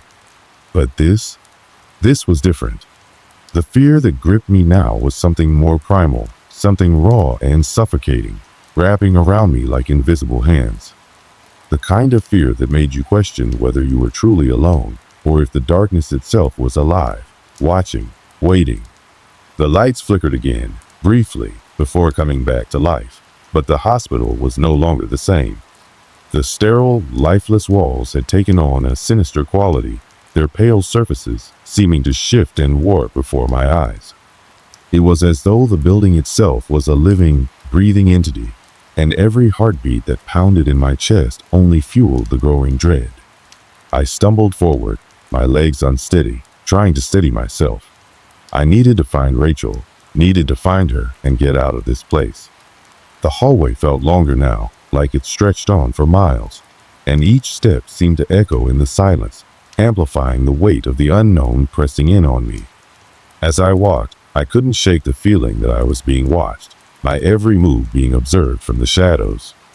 I had never been more certain that I was not alone in this building. The shadows were no longer just anomalies. They were something tangible, something real, and they followed me, slithering against the edges of my vision. Then, without warning, I heard it. The tapping. That unmistakable sound. But this time, it was different. It wasn't just one tap at a time, faint and distant. No, this was a steady rhythm now, urgent, deliberate. It was coming from the room at the end of the hallway, the one I had entered earlier. The door was ajar, and I could see the flickering light from within, casting long, distorted shadows across the floor. I had to know. I had to face it, whatever it was. My feet carried me forward, almost against my will, toward the door. The tapping grew louder, more frantic with each step I took, until it was a deafening noise, filling my ears, drowning out everything else. It felt like my heart was sinking with a rhythm, a horrible beat that made the air heavy in my lungs. I reached the door, my hand trembling as I pushed it open. The room was darker than I remembered, the corners swallowed by shadows that seemed to stretch further than they should. The equipment that had been covered in dust lay untouched, but the air was thick, as if something had been stirred up. There was a presence here. I could feel it. And then I saw it. There, in the farthest corner of the room, was Rachel. Her body stood motionless, her back to me, as if frozen in time. But something was wrong, so terribly wrong. Her head was tilted at an unnatural angle, her limbs stiff and unnerving. She wasn't moving. She wasn't breathing. It was as though she had become part of the wall itself. "Rachel," I cried, my voice cracking with desperation. But there was no response. No twitch of movement. Nothing. It was as though she had become a statue, frozen in place, an empty vessel. I stepped closer, my heart pounding in my chest. The air seemed to thicken with each step, heavy and oppressive, and the shadows around me seemed to grow darker, more oppressive. I reached out a hand, hesitant, unsure of what I would find. But as my fingers brushed against her arm, I froze. It was ice cold, impossibly cold, colder than anything I had ever felt. And then I heard it. The sound of her voice, soft, hollow, and broken. "You shouldn't have come." The words hit me like a physical blow, sending a wave of cold panic through my body. I stumbled back, my heart racing. Her eyes, once full of life and warmth, were now hollow, empty sockets staring at me, unblinking. Her mouth opened again, but the words that came out weren't hers. They were garbled, twisted, as though something else was speaking through her. "Get out. It's not over." The room seemed to close in on me, the walls bending, the floor shifting beneath my feet. The shadows that had once been mere distortions of light were now alive, writhing and shifting like tendrils of darkness, reaching out to pull me in. My breath came in ragged gasps, my vision narrowing, and every instinct in me screamed to run, to escape this nightmare. I turned, but the hallway was no longer the same. The walls were covered in a thick, pulsating blackness, the ceiling above me warping and bending like something organic, something alive. I could hear the sound of breathing, slow and labored, coming from somewhere behind me. The air grew colder, suffocating, until I could see my own breath in front of me. I spun around again, and for a fleeting moment, I thought I saw something moving in the shadows, something large, something monstrous, lurking just beyond my line of sight. My heart thudded painfully in my chest as I took a step back. I had to get out of there. I had to leave this place, whatever it was, before it consumed me too. I ran. The hallway stretched on, never ending, twisting and contorting in ways that shouldn't have been possible. The sound of footsteps, heavy, unyielding, followed me. I glanced over my shoulder, but there was no one there. Yet, the steps were getting closer, gaining on me with every frantic footfall. My pulse raced, my mind clouded with terror, and my feet seemed to carry me faster, faster than I could keep up with. I rounded a corner, and then I saw it. The exit. The main doors that led out of the building. It was right there. Just a few more steps, and I would be free. I could escape this nightmare and never look back. But as I reached for the door handle, it slammed shut in front of me, as though something or someone was on the other side, blocking my escape. I turned, my eyes wild with fear, only to find that the hallway had changed again. It was darker now, and the walls seemed to pulse with a sinister energy, as if the hospital itself had come alive, feeding off the fear that radiated from me. And then I heard it. A low, guttural growl. Not from a human, but from something far darker, something ancient. It came from the shadows, from the very walls themselves, I was no longer just trapped in the hospital. I was trapped in something far worse, the grip of a darkness that had existed long before I had ever stepped foot inside. The room seemed to close in around me, suffocating, tightening its hold. My mind was racing, my breath coming in short, sharp gasps. I knew, deep down, that I was not going to make it out. Whatever had taken Rachel, it wasn't done yet. It wasn't finished with me. I don't know how long I was in the darkness, trapped in that endless void of cold and fear. Time lost all meaning as I fought to stay conscious, my mind teetering on the edge of panic. I couldn't tell if what I had seen was real, or if it was the twisted hallucinations of my breaking sanity.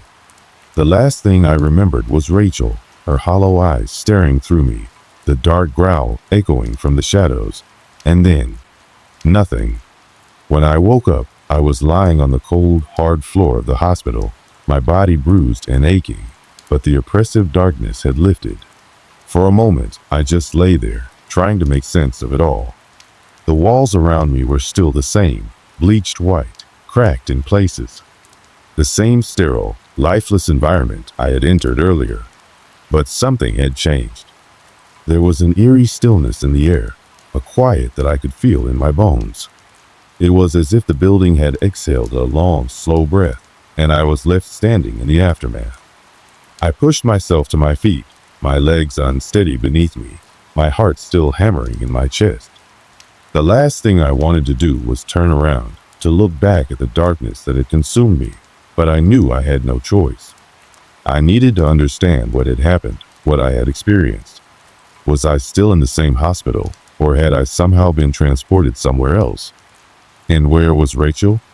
Was she still trapped in that room, her body a vessel for whatever malevolent force had taken control? I forced myself to walk down the hall, each step heavy, as though the floor itself was trying to pull me back into the depths. The hospital was eerily silent, but as I passed by the rooms, I could see that they were all empty, no sign of the patients or staff that had once filled this place. The windows were all boarded up, and a thick layer of dust coated everything, as if the building had been abandoned for years. I could hear the distant sound of dripping water echoing from somewhere deeper inside the hospital, but there was no movement, no life. And then, at the end of the hallway, I saw it. The door to the room where Rachel had been. It was closed now, but I could feel a strange pull toward it, like an invisible force beckoning me forward. The air around the door felt heavier, thicker than the rest of the building, and I couldn't help but reach out for the doorknob, my hand trembling as I twisted it. The door creaked open. Inside, the room was still, just as it had been before. But this time, there was something different, something missing. Rachel was gone. The coldness, the presence that had overwhelmed me earlier, had dissipated, and I was left standing alone in the room. I couldn't shake the feeling that I wasn't truly alone, though. The shadows still seemed to cling to the walls, darker than they should have been, and the air still felt thick, like something was hiding just out of sight. I stepped inside, scanning the room for any sign of life. There were no more strange noises, no more whispers or tapping. It was quiet, unnervingly quiet. But as I moved further into the room, I couldn't shake the sensation that the walls were closing in, that the very building was watching me, waiting for me to make a mistake. I knelt down by the spot where Rachel had stood. There was nothing here now, just the dust and debris of a place long forgotten. My mind raced, trying to piece together what had happened. Was it a dream? A hallucination brought on by the stress and exhaustion? Or had I truly been caught in the grip of something supernatural, something ancient and powerful? I didn't know. I couldn't know, and that terrified me more than anything else. But as I stood up, ready to leave, something caught my eye, something out of place. On the wall, near the corner, there was a faint mark, like a smear of blood or ink, but it wasn't just a random stain. It was a symbol, drawn hastily with what looked like something sharp. It was jagged, broken, like an unfinished piece of something, but it made my skin crawl. I didn't want to look at it. I didn't want to touch it. I knew, deep down, that whatever had happened in this hospital was far from over. It wasn't just a haunting. It wasn't just some restless spirit trapped in the walls.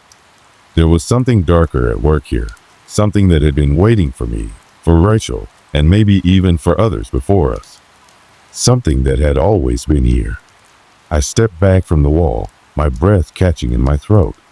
The hairs on the back of my neck stood on end as I heard something that sent a chill through my spine. A faint whisper, barely audible, but clear enough to make my blood run cold. "You shouldn't have come back." I turned quickly, the voice coming from behind me, but there was nothing there, no one. Just the empty, desolate room, and the shadows that seemed to writhe along the edges of the walls. I backed away slowly, not daring to turn my back to the room again. The door slammed shut behind me with a force that rattled the walls. I couldn't run, not yet. I had to leave the building, get out of here before whatever had taken Rachel claimed me too. I moved quickly through the hallways, not stopping to look back, my mind racing with the unanswered questions. I had to get out. I had to escape before it was too late. And as I neared the exit doors, I saw something that stopped me dead in my tracks. In the reflection of the glass, I saw a figure standing behind me. But when I turned around, there was no one there. Only the empty, decaying hallway stretched out behind me. I bolted out of the doors, the outside world hitting me like a wave of fresh air. But as I stepped into the cool night, I realized that the hospital, this place, would never truly leave me. The darkness inside those walls had followed me, and I would never be free of it. There were no answers here, no resolution. As I walked away from the building, I looked back once more, half expecting to see something or someone standing in the doorway. But the hospital was silent, still, empty. But I knew better. I knew that it wasn't over. It never would be. Something inside that place had been awakened. And whatever it was still watching, still waiting for the next soul to wander in. The questions would remain unanswered, buried in the dark corners of that forsaken hospital. And the terror? It would haunt me forever. The days after leaving the hospital were a blur. I couldn't shake the feeling that I was still being followed, that something was always just out of reach, waiting for me to slip up. The world around me seemed ordinary enough, but I knew better. I had seen the dark things hidden in the world, things that weren't meant to be seen, let alone understood. And they weren't going to let me forget. Every night, I would lie in bed, staring at the ceiling, haunted by the memory of Rachel's hollow eyes and the sound of the whispers that followed me out of the building. I'd hear things, the creak of floorboards, the soft tap of footsteps in the hall. It didn't matter where I went or how far I ran. It was always there, just beneath the surface, watching, waiting. I told myself I was imagining it, that it was just the stress, the trauma, the memories playing tricks on me. But deep down, I knew the truth. The hospital had marked me. Whatever it was that had taken hold of Rachel, it had set its sights on me too. And though I had escaped physically, I knew the grip it had on my mind would never loosen. I tried to move on with my life, throwing myself into work and into the mundane, trying to outrun the dread that had taken root inside me. But it was impossible. The nightmares returned every night, sometimes vivid, sometimes hazy, but always the same. I would find myself back in that hospital, wandering the empty hallways, the cold air pressing in on me. And I would hear that voice again, faint but unmistakable. "You shouldn't have come back." I couldn't understand why it was happening, why I couldn't let go. I had left the hospital. I had walked away, never looking back, or so I thought. But something had followed me out. Something had attached itself to me, and no matter how much I tried to forget, it wouldn't let me go. I tried to talk to people, but they didn't understand. How could they? They hadn't seen what I had seen, felt the presence in that place, heard the whispers that scratched at the edge of their minds. No one could grasp the depth of the terror I had experienced. No one could explain the feeling of something constantly lurking just behind you, waiting to strike. So I kept it to myself, carried the burden alone, and watched as the darkness began to eat away at my sanity. And then, one day, I received a letter. It was strange, unmarked, with no return address. Just a simple envelope, and inside, a single piece of paper. It was a note, hastily scrawled, written in a shaky hand that looked almost familiar. "It's not over. It's still waiting." I couldn't breathe. My hands shook as I held the note, staring at the words. The handwriting, it was Rachel's. Or at least, it looked like it. I didn't know if it was really her, or if it was the thing that had taken her. But it didn't matter. The message was clear. Whatever had started in that hospital, it hadn't finished with me. The note went on to give me an address I recognized immediately. It was the hospital, the same place I had walked away from, thinking I had escaped. But now, it was pulling me back. I packed a bag that night, my heart pounding in my chest. I knew it was a mistake, but I couldn't stop myself. I needed to confront whatever was still waiting for me in that place, whatever had been lying in wait for so long. When I arrived at the hospital, the building was even worse than I remembered. The windows were boarded up, the walls cracked and crumbling, the air thick with the scent of mildew and decay. It felt like it was suffocating me, pressing in from all sides, as though the hospital itself were alive, aware of my presence. I stood there for a moment, trying to calm my racing heart, but deep down, I knew there was no turning back now. Whatever lay inside those walls had claimed me, body and soul. I pushed open the door and stepped inside. The hospital was silent, the same eerie stillness that had greeted me before. The hallways were long and empty, the air cold as if it had been abandoned for years.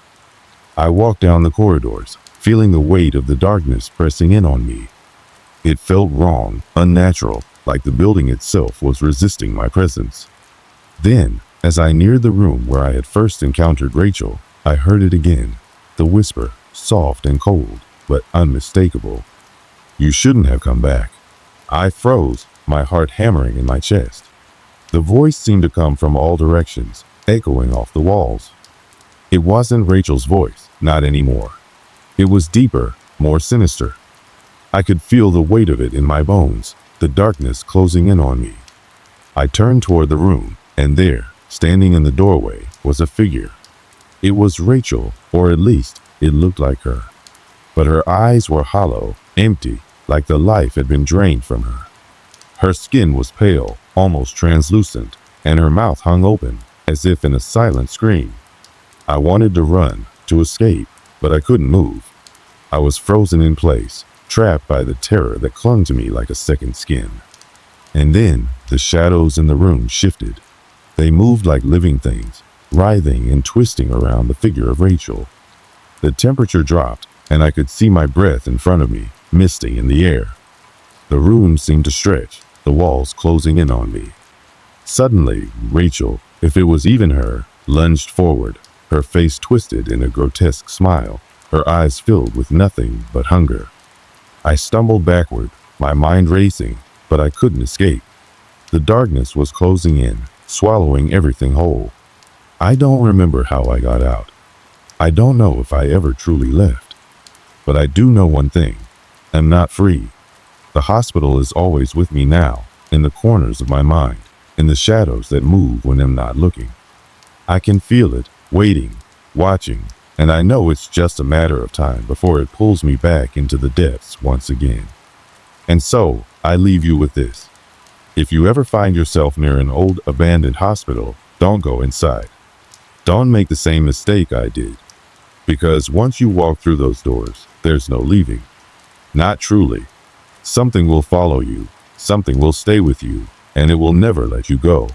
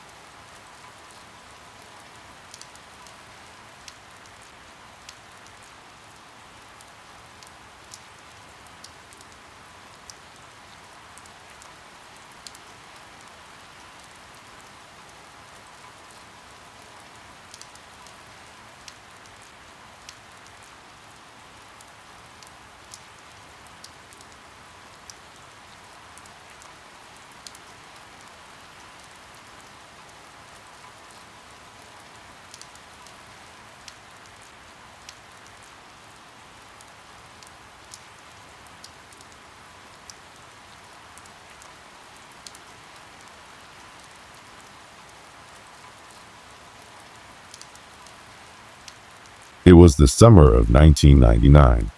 The air was thick with the kind of heat that made you feel like the sun itself was pressing down on your shoulders.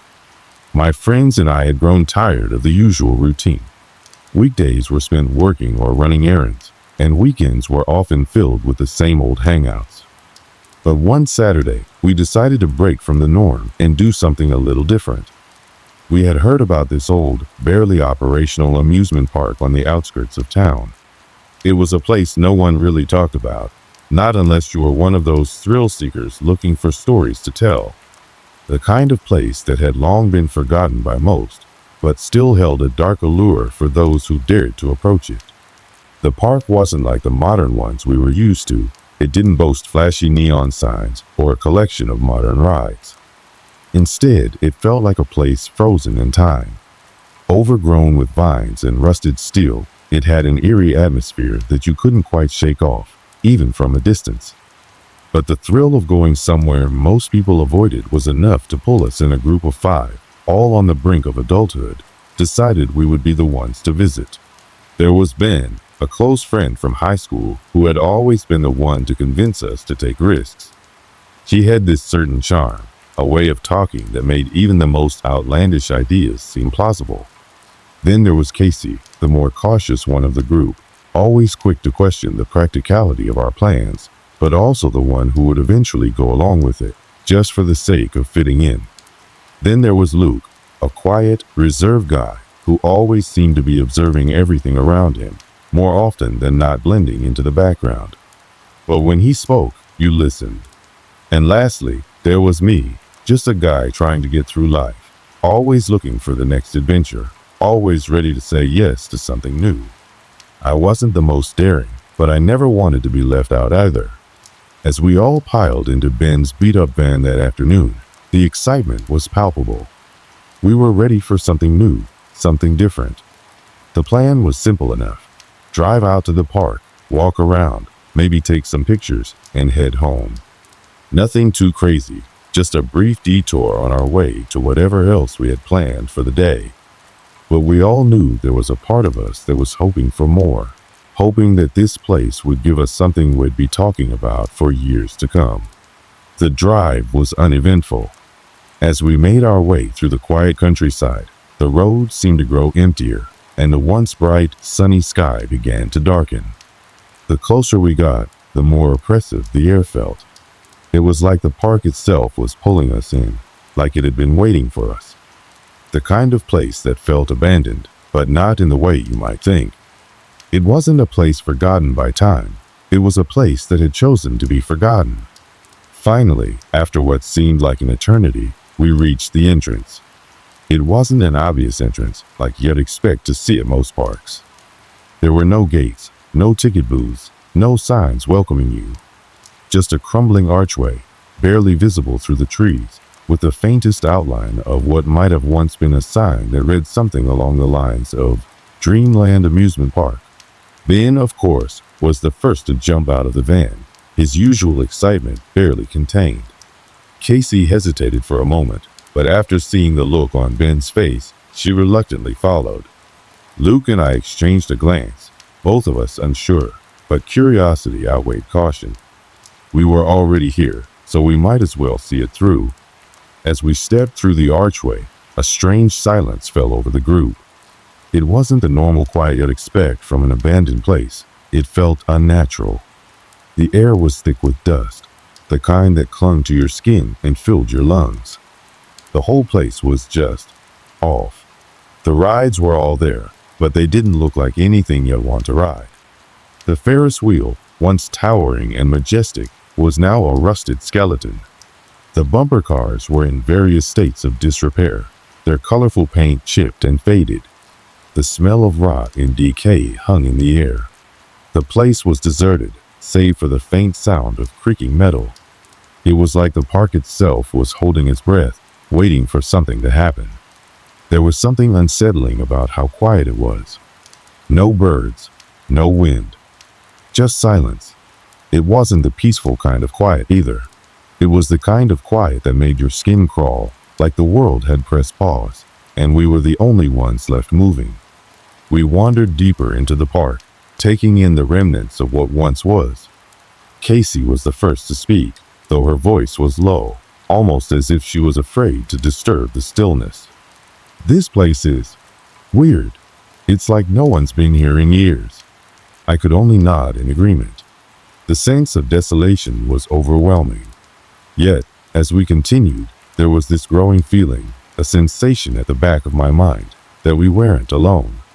Something about the place just didn't sit right. But we brushed it off, chalking it up to the natural creepiness of being in an abandoned park. After all, we were just here to explore, to have a laugh, to make memories, right?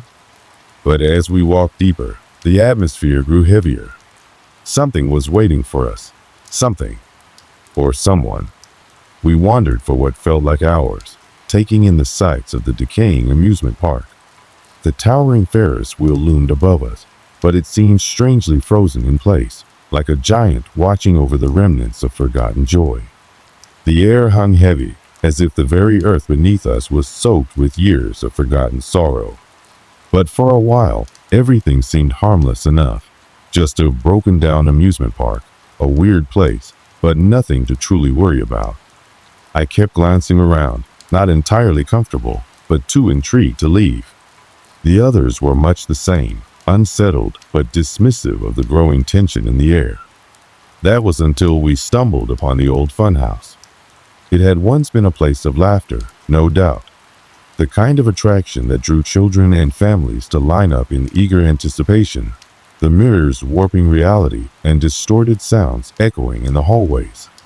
Now it stood dark and foreboding, its entrance obscured by a heavy layer of grime, its windows broken and gaping like hollow eyes.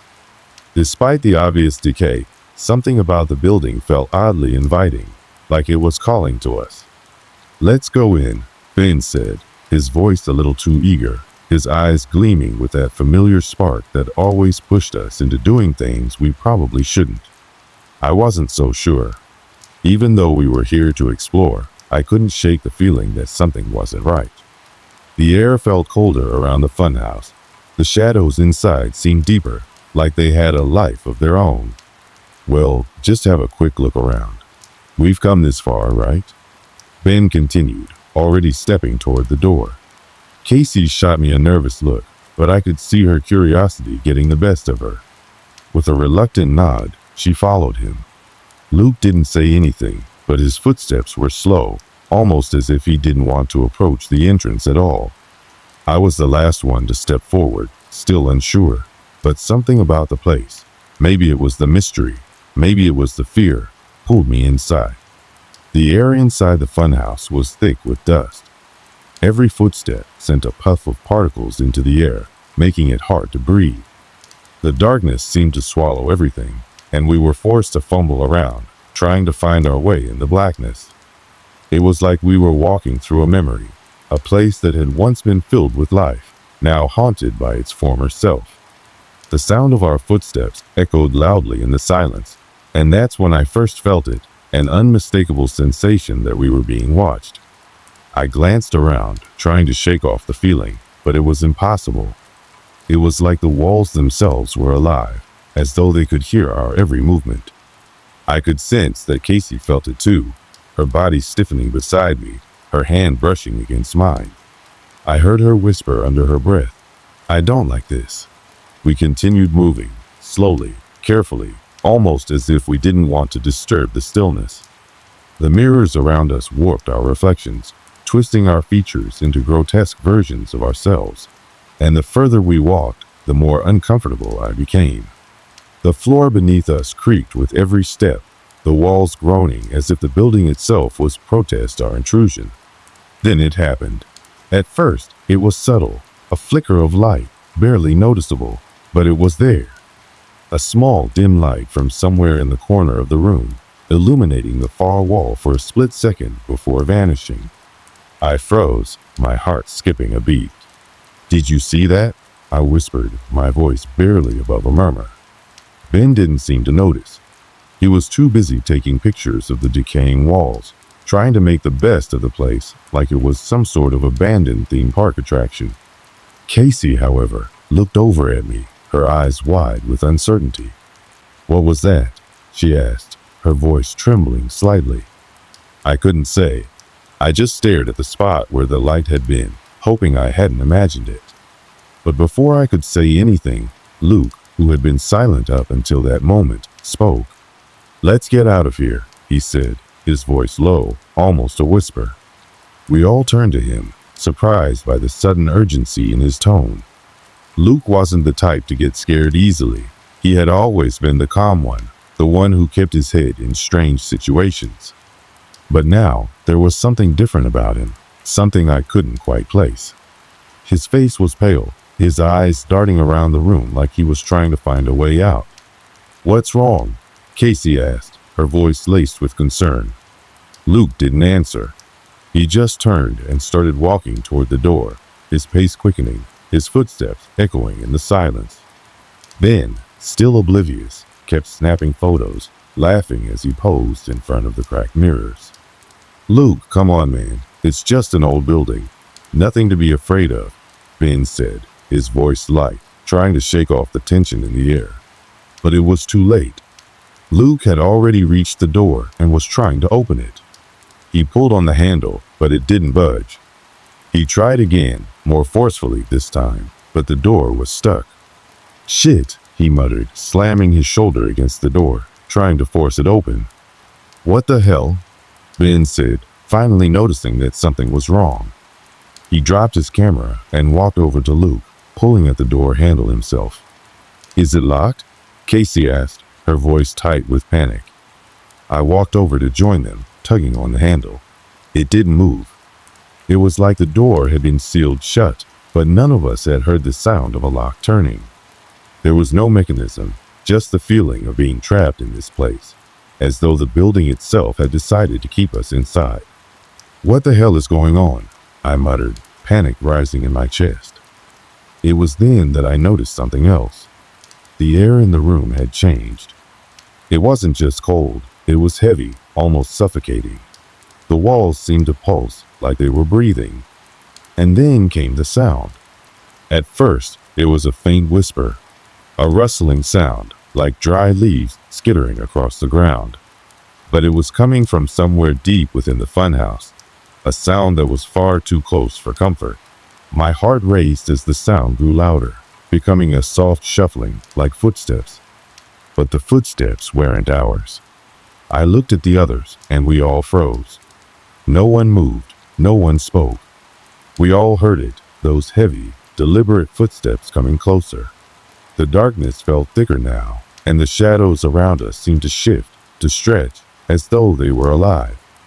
Ben's face had gone pale.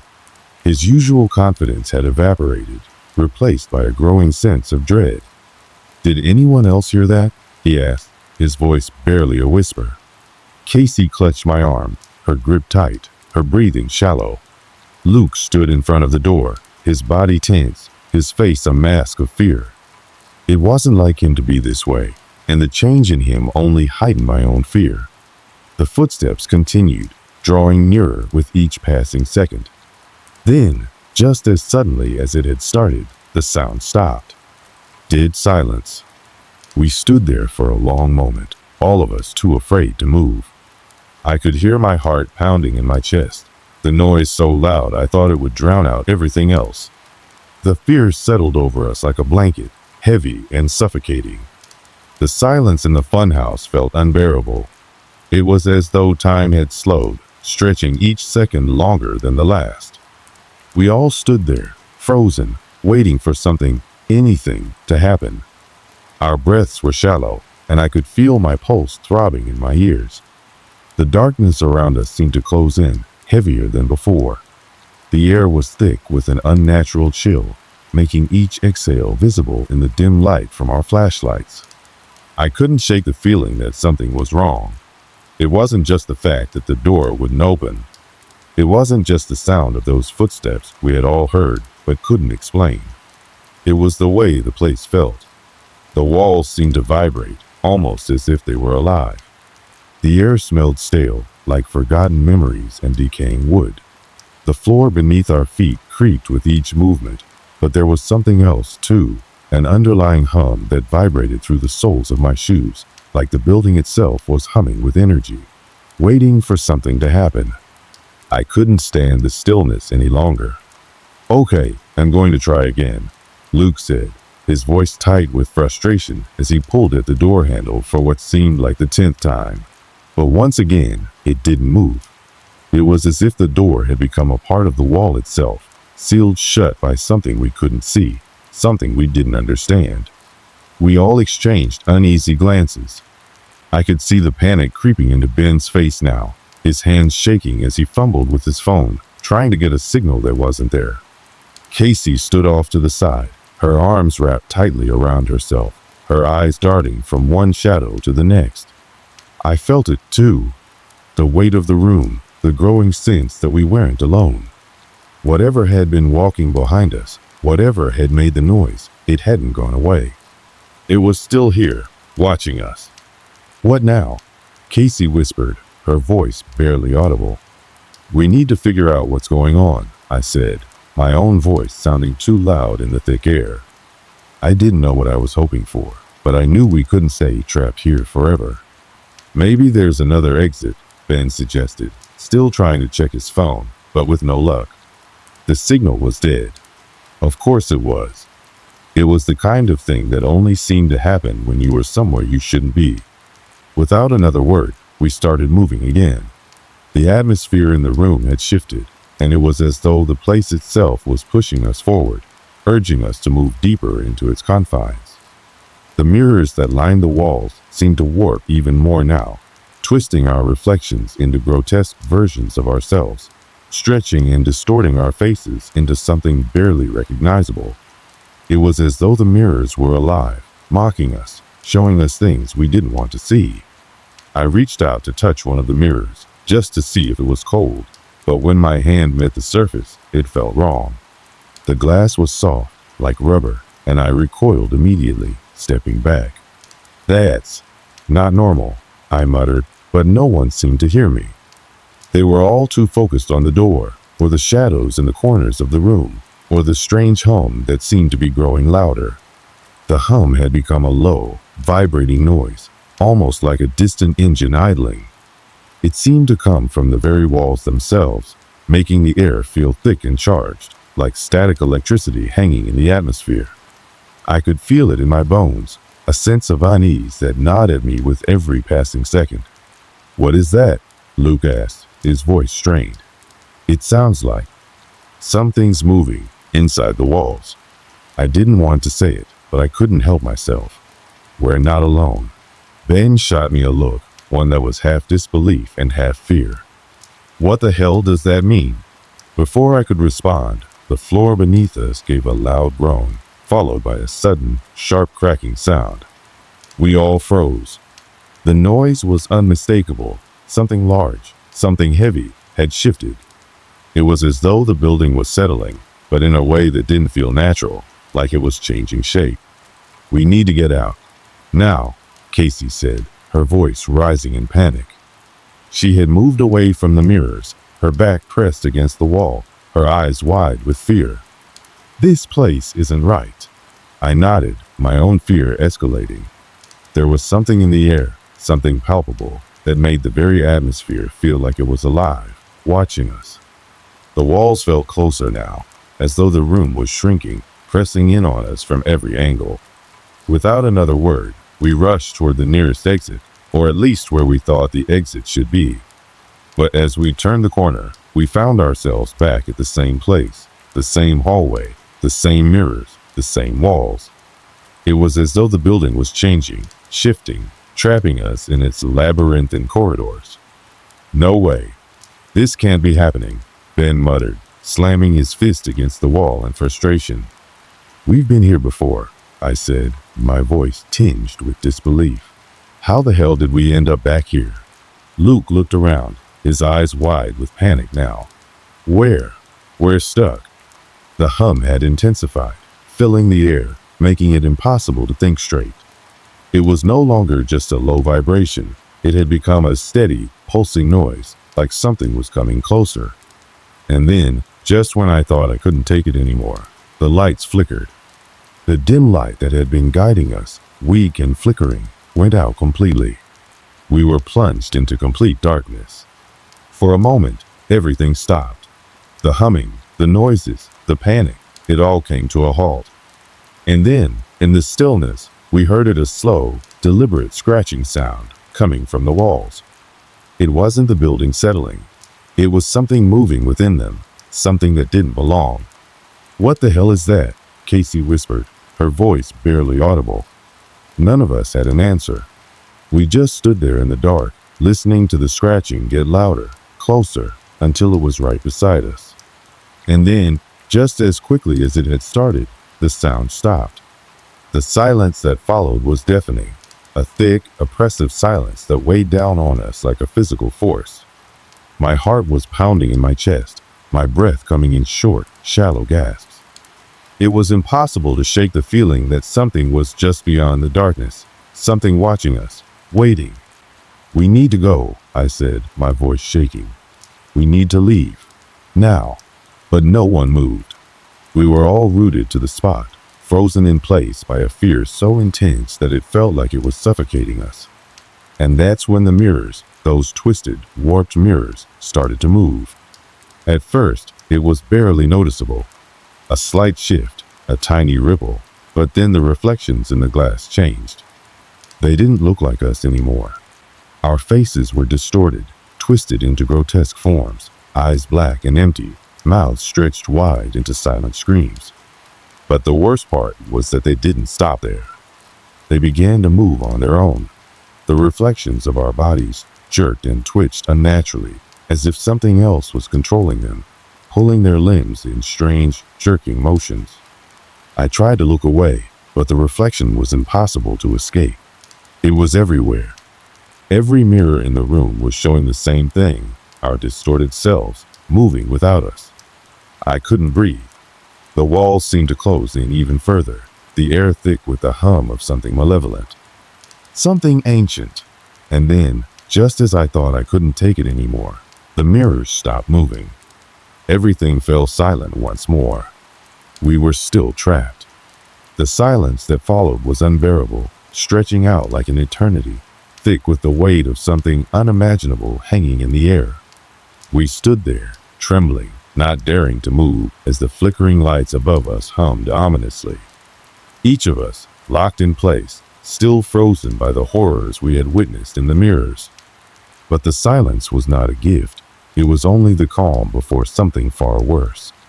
A soft, whispering noise began to echo through the walls, growing louder, almost as though it were circling us, coming closer. My breath hitched in my throat, panic rising in my chest as the temperature in the room dropped dramatically, the icy chill creeping under my skin. The hairs on my neck stood on end, and I could almost feel something behind me, something waiting. "I don't like this. I don't like this at all," Casey whispered, her voice barely audible. Her wide eyes flickered from shadow to shadow, her body trembling uncontrollably. I could feel her fear like it was a palpable force, pressing in on me as well. Luke clenched his fists, his knuckles white. "We need to leave. Now. Whatever that thing is, it's coming. We've got to get out before." Before he could finish, a sharp, jagged scream ripped through the air, cutting him off. It was a sound unlike any human scream, a horrid, guttural wail that felt like it was tearing at the fabric of reality itself. The walls around us groaned in response, as though they were being pulled by an unseen force, stretching, warping in unnatural ways. And then, from the far end of the room, we saw it. At first, it was just a shadow, moving in jerky, unnatural motions. But it wasn't long before we could make out more details. A figure, tall, too tall, and impossibly thin. Its limbs were unnaturally long, stretching in ways that defied logic. The thing didn't walk, but glided, its feet never fully touching the ground, hovering just above it like some grotesque puppet on strings. Its face, or what could barely be called a face, was an inky black void, empty except for two bright, glowing red eyes that bored into us with a hatred that felt ancient, primal.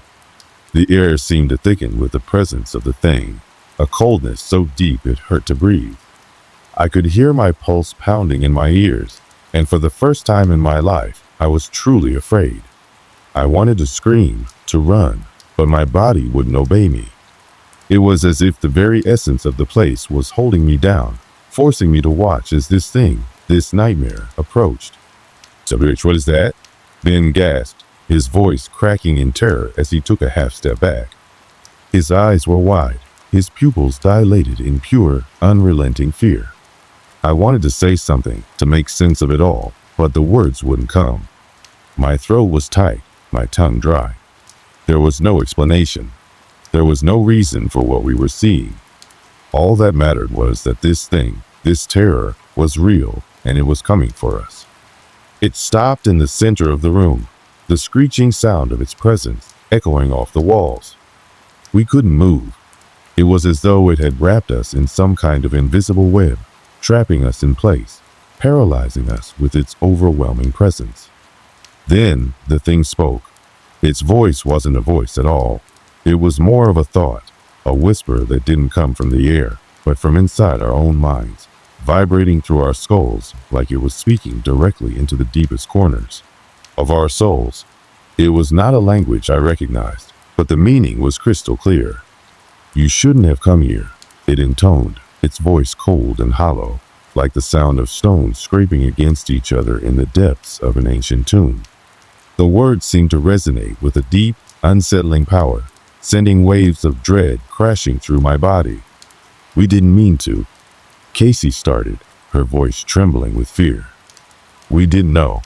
The creature did not respond to her words. Instead, its glowing red eyes narrowed, and it began to move toward us. Its movements were unsettlingly fluid, like water slithering across the floor, its body twisting and contorting in unnatural ways that made my stomach churn. I was rooted to the spot, unable to tear my gaze away from the thing before us. But I could feel it, the pressure, the crushing weight of its gaze. It was as if it was feeding on our fear, savoring every drop of terror that spilled from us. The room seemed to close in even further, the walls moving inwards, pressing us closer together. I could barely hear anything except the pounding of my heart and the deafening hum of the creature's presence, filling every inch of the space. Without warning, the thing lunged forward, its arms stretching impossibly long, its fingers clawing at the air. It reached for us, its hands like skeletal talons, hungry and merciless. I couldn't move. My body was locked in place, caught in the creature's grip, and all I could do was watch as it advanced. I saw Ben stumble backward, his legs shaking, but his feet never found purchase on the floor. He tried to scream, but the sound never came. Casey was next, her face pale, her lips trembling as she tried to back away, but the thing was too fast. It reached out, its fingers closing around her wrists like iron, and pulled her forward with a sickening jerk. "Casey," I shouted, but the words were meaningless. Nothing seemed to matter. The creature had her. It had us. Her eyes locked onto mine for a split second, filled with horror, and then she was gone. Vanished, sucked into the shadowy depths of the thing's being, swallowed whole. The air shifted then, as if the very nature of reality itself had been altered. The creature's eyes glowed brighter, filling the room with an almost blinding light. And then, all at once, everything went dark. For a moment, there was nothing, just the silence, deeper and darker than before. But it was not the kind of silence that brings relief. It was suffocating, oppressive, as though the world itself had stopped breathing. I blinked, and when my eyes opened, everything was different. The room had changed. The walls were gone, replaced by an endless expanse of darkness, stretching out forever. I was no longer standing on solid ground. Beneath my feet, the floor had turned into something soft like sand, shifting with every step I took. The temperature had dropped even further, and I could see my breath again, visible in the air. And there, in the distance, I saw it. The creature, or what had once been the creature. It was no longer humanoid. It had shifted, its body now a writhing mass of black tendrils, twisting and contorting in ways that made my skin crawl. It was coming for me. I couldn't think. I couldn't breathe. The terror that surged through me was so intense it nearly paralyzed me. The thing was everywhere, its presence filling the air, suffocating me. I ran. I didn't know where I was running to, but I ran anyway, pushing my body to move faster, harder. I could feel it, its presence, closing in on me, like a predator stalking its prey. And as I ran, I could hear it behind me, a whisper in my mind, telling me that it would never let me go. As I stumbled through the shifting, darkened void, every step felt like it was leading me deeper into the nightmare that had consumed us. The weight of what had happened, the things we had seen, the horrors we had witnessed, hung over me like an oppressive shadow, impossible to shake off. But amidst the chaos, there was one undeniable fact. I was still alive. Somewhere in the distance, I could hear the faint sound of rushing footsteps. I didn't dare stop to look, didn't want to see if I was alone, or if the others were behind me. The chilling thought that they might be lost, or worse, consumed by the same force that had taken Casey, filled me with a fresh wave of dread. I ran harder, the sand beneath my feet shifting and giving way with every frantic movement. I could feel the presence of the creature, the thing that had haunted us since we first stepped foot in that cursed amusement park. It wasn't far behind, I could sense it, a malevolent force creeping closer with every passing second. But there was no escape. How could I escape something that seemed to exist in all dimensions, in all realities at once? In the distance, I saw something, a flicker of light. It was faint at first, like a star breaking through the endless black sky, but it grew brighter as I moved toward it. With every step, the darkness around me seemed to shift, the world warping, bending, and distorting like I was walking through a dream. Finally, I reached the light. It wasn't the soft glow of safety I had hoped for, but instead, it was harsh and cold, like a spotlight cutting through the blackness. The light revealed a doorway, a portal of sorts, an opening in the void. There were no walls, no structure, just a passage that seemed to lead back to something I couldn't quite comprehend. But it was the only chance I had. It was my only way out. Without thinking, I plunged forward, not knowing what awaited me on the other side. The moment I passed through the threshold, the world around me shifted again. The weight of the darkness lifted, and I found myself standing in a place I recognized. It was the abandoned amusement park, the one where everything had gone wrong. But it was different now. The familiar rides and broken down booths were still there, but they seemed distorted, stretched, twisted. The air smelled faintly of decay, like everything had been left to rot for years, even though only hours had passed since we arrived. The sense of wrongness was immediate.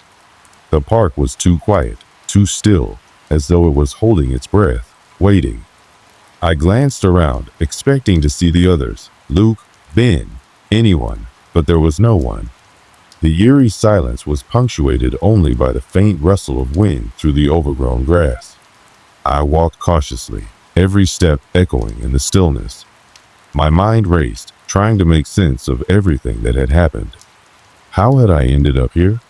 Was this some kind of twisted reality? Had I escaped, or was this just another layer of the nightmare? Then, as if to answer my unspoken question, a voice echoed through the stillness. It wasn't a voice I recognized, but it was unmistakable in its presence. It was soft, haunting, like a faint whisper carried on the wind. "You should not have come," the voice said, its words chilling me to the core. It was not the creature, but something else, something deeper. "This place is not for the living."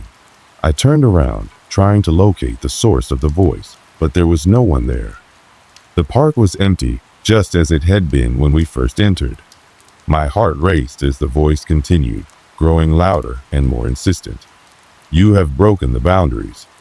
You cannot escape." I shook my head, my breath coming in ragged gasps. I needed to leave. I had to find a way out. But as I looked around, the familiar sights of the park seemed to warp once again, shifting and changing as though they were alive, mocking me. In the distance, I saw something, or someone, a figure standing motionless at the edge of the Ferris wheel. At first, I thought it might be one of the others, but as I got closer, I realized it wasn't. The figure was tall, thin, and dressed in tattered clothing, its face hidden by the shadows. I tried to call out, but my voice caught in my throat. I was too afraid to speak, too afraid to move closer. But the figure turned toward me, its head tilting in an unnatural way. And then it spoke, its voice cold and distant. "It's too late for you," the figure said, its voice low and haunting. "You've seen too much. There is no going back." I wanted to scream, to run, to get away from this nightmare. But I was frozen, my body refusing to obey. The figure moved closer, its footsteps silent on the grass, until it was standing just a few feet away from me. It reached out a hand, long and skeletal, its fingers stretching impossibly far as it touched my cheek. The coldness of its touch seeped into my skin, freezing me from the inside out. "Remember," it whispered, "you are always here." The world around me began to spin, the edges of reality warping and distorting. I felt myself being pulled, dragged backward through the darkness, as if I was being sucked into a void. And then, just as suddenly as it began, everything stopped. I opened my eyes. The darkness was gone. The park was gone. The figure, the creature, the nightmares, they were all gone. But I wasn't alone. Standing before me was Luke, Ben, and Casey. They were standing in the middle of the road, just outside the amusement park. Their eyes were wide with confusion, but they were alive. I could feel the weight of their stares, the unspoken question in their eyes. They were waiting for me to explain, waiting for me to tell them what had happened. But I couldn't. I couldn't explain what I had seen, what we had all been through. There were no words for it. The terror, the unrelenting nightmare that had swallowed us whole, had ended, but not in the way I had hoped. There were no answers, no closure. We stood there for what felt like an eternity, each of us processing the events in our own way, unable to speak of the horrors we had faced. We had escaped, but at what cost? The park was still there, still waiting. We had left it behind, but it would never truly leave us. We didn't speak as we walked away, the sounds of our footsteps muffled in the silence of the empty road. We didn't look back. And as I glanced at the dark horizon, I couldn't shake the feeling that we had not truly escaped. The nightmare had only just begun. The days after that night felt surreal, like I was walking through a haze, unable to truly process what had happened. We returned home, each of us going our separate ways, trying to return to some semblance of normal life. But normalcy had been shattered beyond repair. No one spoke of the amusement park again, but we all knew something had changed within us. We had survived, but we were different, haunted in ways we couldn't put into words. Even as I tried to go back to my routine, I couldn't escape the feeling that I was being watched. At night, I would hear things, small noises just beyond the edge of my hearing. A footstep, a rustling in the shadows. When you'd look, there would be nothing there. I tried to ignore it.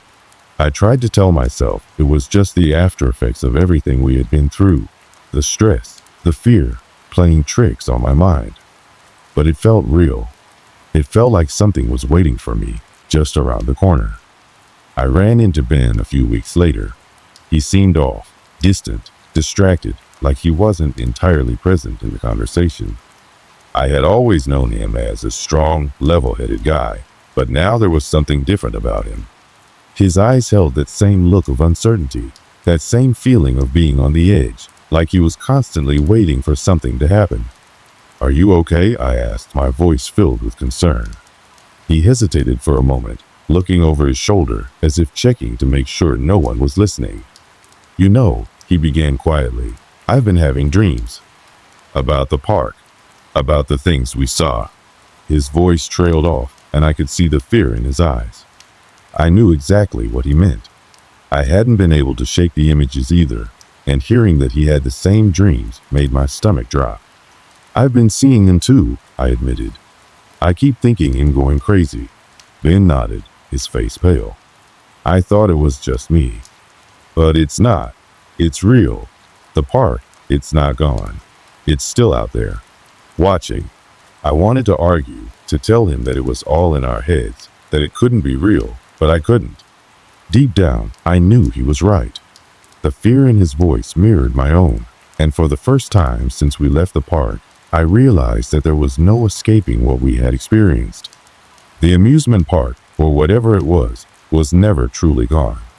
It had infected us, twisted our minds, and now we were left with nothing but the remnants of that terrible place. We parted ways after that, neither of us saying much more. The weight of what we both knew hung heavy in the air. But I couldn't let go of the feeling that we had only scratched the surface of something far worse. Something bigger. The park had been a place of nightmares, yes, but I couldn't help but wonder if it had a deeper, darker purpose. Something we hadn't fully understood. And that thought, that uncertainty, ate away at me. Weeks turned into months, and life slowly returned to its usual pace.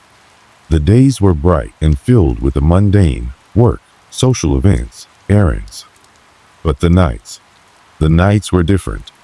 I couldn't escape the sense that something was wrong, that there was more to the story than we had realized. I started researching the park, looking up old records, speaking with anyone who might know about its history. The more I learned, the more I uncovered strange, cryptic details, whispers of disappearances, of strange rituals conducted in the dead of night, of people who had visited the park and never returned. It seemed impossible, but everything pointed to the same conclusion. The amusement park wasn't just a place that had gone wrong. It had always been wrong. It was built on something ancient, something dark, and it had been calling to people for years, luring them in with promises of fun and adventure, only to trap them in its malevolent grip. I couldn't help but wonder how many others had fallen victim to its curse. How many more people had stumbled into that place, unknowingly opening the door to something they could never close. It wasn't just a haunted park, it was something more. It was a doorway, a gateway to a world that shouldn't exist. And now, it had claimed us too. The nightmares didn't stop. They became more vivid, more intense, and no matter what I did, I couldn't escape them. I would wake up in a cold sweat. The images of that place burned into my mind. The Ferris wheel spinning, the broken down rides creaking in the wind, the shadows that moved and shifted in the darkness. And always the presence of something, someone, watching, waiting. I tried to reach out to the others, but it was no use. Ben had disappeared into his own world, lost in his own torment. Luke seemed to have moved on, pretending like everything was fine, but I knew better. And Casey, well, she was gone. Her memory lingered like an open wound that wouldn't heal, a constant reminder of what we had lost in that place. One evening, as I sat alone in my apartment, I felt the unmistakable weight of something pressing down on me. I could feel the air change, grow thick and heavy. I turned to the window, but nothing was there. Yet, in the corner of my vision, I saw something, a flicker of movement, a shadow that wasn't mine. I looked again, but it was gone. Was it real? Or was it just another trick of my mind, another haunting reminder of the things I couldn't escape? I couldn't say for sure. But what I did know, what I had learned the hard way, was that some places, some things, don't let you go. They never really leave you. And no matter how far you run, how many years pass, you'll always find your way back.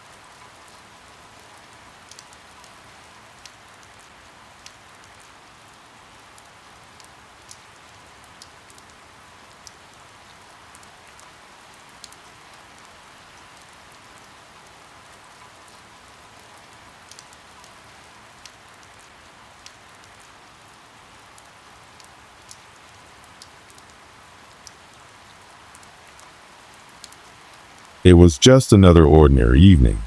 I had finished a long day at work, nothing extraordinary. The usual grind of office meetings, email exchanges, and countless phone calls.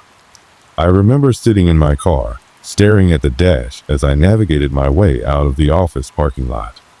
The sky had already darkened by the time I started the engine, and I could feel the weight of the day slowly lift off my shoulders. I was looking forward to a quiet night at home, alone, just me and the TV. I had just gotten a new GPS system installed in my car, a feature I was still getting used to.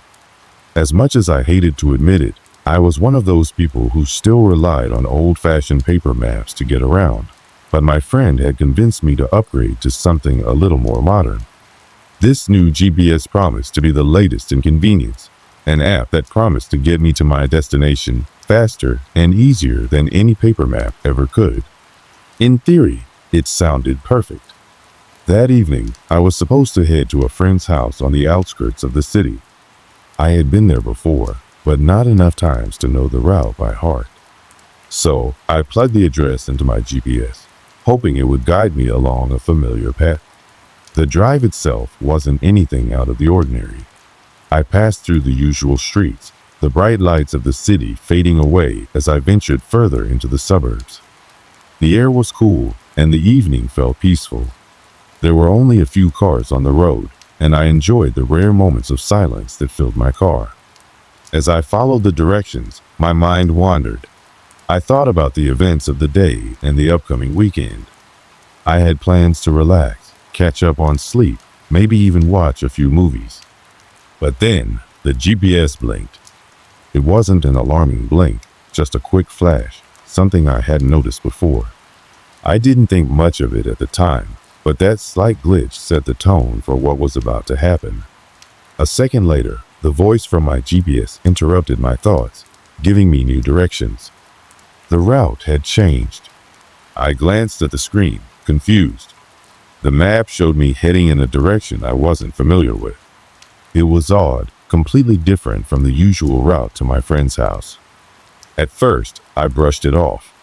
Maybe there was roadwork or some detour that had forced the GPS to choose an alternative path. I wasn't entirely concerned. I had the time to spare and figured it'd just follow the directions and see where it took me. Maybe I was being too cautious, but I couldn't shake the feeling that something wasn't quite right. The further I drove, the more unfamiliar the surroundings became. The lights of the city seemed like a distant memory as the road began to wind and twist. There were no more streetlights, only the occasional passing car that seemed to disappear into the darkness.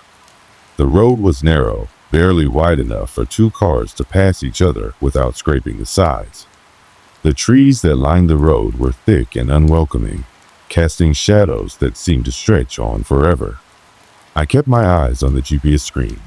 It seemed to be guiding me farther and farther into this unfamiliar territory.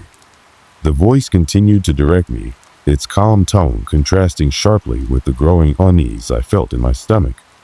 The silence in the car became heavy, pressing against me with every mile I traveled. And then I saw it. A small sign by the side of the road caught my eye, one that seemed completely out of place. It was faded, barely legible, with the letters barely visible in the dim light of my headlights. The sign read, "End of route." I slowed the car, my heart starting to beat faster. This was getting strange. There was nothing around, no other cars, no lights, just endless trees and darkened roads. My GPS had led me to a place I didn't recognize, a place that didn't seem like it was on any map. I was now deep into the night, and the silence of this remote area was deafening. Even the sound of my engine felt like it was swallowed up by the thick, quiet air. I was beginning to wonder if I had made a wrong turn, if this was some kind of mistake. I could still turn back, I told myself. I could retrace my steps, but as I looked at the GPS, it kept giving me the same directions. There was no turning back. But I wasn't alone. Just as I thought about pulling over and recalculating, something caught my eye in the distance. A light. It was faint at first, flickering in the distance, but as I drove closer, I could see it more clearly. A dim light, almost like a street lamp, but there was no sign of any town or city nearby. I thought for a moment that I had finally reached my destination, but something didn't feel right. The light seemed off, not like any streetlight I'd ever seen. It had an odd, pulsating rhythm to it, like a heartbeat. I wanted to turn around. I wanted to go back to the city where it was safe. But my curiosity got the better of me, and I continued down the road. Something inside me told me to keep going, to see where this would lead, even though every fiber of my being screamed at me to stop. I drove toward the light, my hands gripping the steering wheel a little tighter. The GPS kept guiding me forward, its voice calm and emotionless, unaware of the dread growing in my chest. The light grew brighter, and soon enough, I reached it. The source of the light was a small, abandoned building, standing alone in the middle of nowhere. The GPS had led me here, an old, decrepit building that seemed to have no reason to exist. No cars were parked outside, and there was no sign of life. The windows were boarded up, and the structure itself looked like it had been abandoned for years. The streetlight in front of it flickered intermittently, casting long shadows over the cracked pavement. I stopped the car. I had no idea what to do. Should I get out and investigate? Or was it best to leave and find my way back to civilization? Every instinct told me to get away, but I couldn't tear my eyes away from the building. My heart raced, and I felt an overwhelming sense of isolation wash over me. It was then that I heard something soft, almost imperceptible. It wasn't a voice, but more like a faint noise carried by the wind, too distant to make sense of. My hand instinctively reached for the door handle. But before I could open it, the GPS blinked again, and the voice cut through the silence. Turn right ahead. There was no turning back now. I felt the chill run down my spine as the GPS calmly instructed me to turn right. The voice, so matter-of-fact and emotionless, seemed to cut through the air in a way that only intensified my unease. At this point, I was deep in an area that I had never been before, an eerie stretch of deserted road, surrounded by nothing but darkness and the occasional flickering light from the street lamp outside the abandoned building. Still, the GPS relentlessly guided me further into this unsettling environment. Reluctantly, I turned right, my headlights illuminating the overgrown path in front of me. As I maneuvered around a bend in the road, I felt a strange weight in the air, like something was pressing down on me, making it difficult to breathe. I couldn't shake the feeling that I was being watched. It was as if the darkness itself had eyes, and they were fixed on my every move. The road was barely wide enough for my car to fit, and the trees on either side were dense, their branches reaching overhead like skeletal hands. The pavement seemed cracked and uneven, as though the road hadn't been maintained in years. Every so often, I would catch a glimpse of something, a shadow darting across the corner of my vision, or a strange flicker of movement in the woods. But when I turned to look, there was nothing there. I tried to brush it off as my imagination playing tricks on me. After all, I was alone, and being in unfamiliar territory could naturally bring on a sense of paranoia. But as I continued down the road, the odd feeling only grew stronger. The first true sign that something was off came when the car's radio suddenly crackled to life. I hadn't touched the radio, nor had I even thought to turn it on, but there it was, static, and then a distorted voice. At first, I couldn't make out what it was saying. It sounded like a faint whisper, barely audible over the sound of the engine. My heart skipped a beat. I reached for the volume knob, turning the radio off, but the static didn't stop. Instead, it grew louder. I glanced nervously at the GPS screen. The map was still directing me along the same strange path, but now the little dot representing my location was pulsating. I could feel the weight of my gaze on it, as if the little blue arrow was trying to communicate something to me. It was absurd, but I couldn't shake the feeling that something was wrong with the GPS. It was guiding me too precisely, too determinedly, as though it had an agenda I didn't understand. I decided to pull over for a moment to gather my thoughts. I needed a break. I couldn't keep driving blindly into the night, not with the way things were starting to feel. I turned off the engine and sat in silence, my hands still gripping the steering wheel. The static from the radio continued to fill the car, an unsettling hum that made the hairs on the back of my neck stand up. The outside world seemed even quieter now, the sounds of the wind through the trees almost deafening in their stillness. It was then that I saw something moving in the distance. At first, it looked like a shadow, something out of place, shifting between the trees. I froze, my breath catching in my throat. The figure seemed to move swiftly, its shape too indistinct to make out clearly. But the way it darted between the trees was unlike anything I had ever seen. It wasn't the usual movement of an animal or a person. It was quick, unnatural. I blinked hard, trying to shake the image from my mind. I didn't know what it was, but the longer I stared, the more it seemed to vanish into the shadows, as if the darkness had swallowed it whole. I wasn't sure whether I had imagined it, or whether something truly was out there in the woods. Either way, the eerie feeling that had been building in me since the moment I turned onto this road intensified. I couldn't ignore it any longer. I reached for my phone, intending to call my friend and let them know what was going on.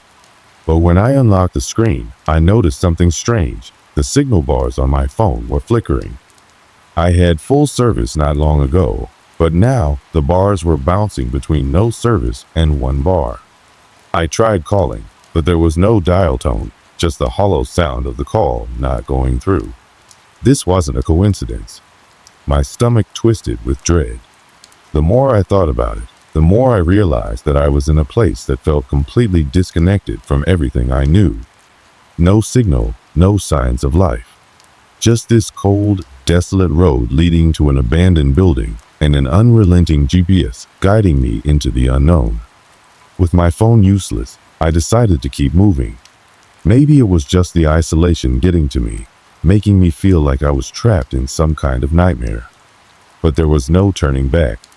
The GPS was still working, still giving me instructions as if nothing was wrong. And yet, everything felt wrong. Every instinct in me screamed to turn around, but I couldn't. I needed to know what was ahead.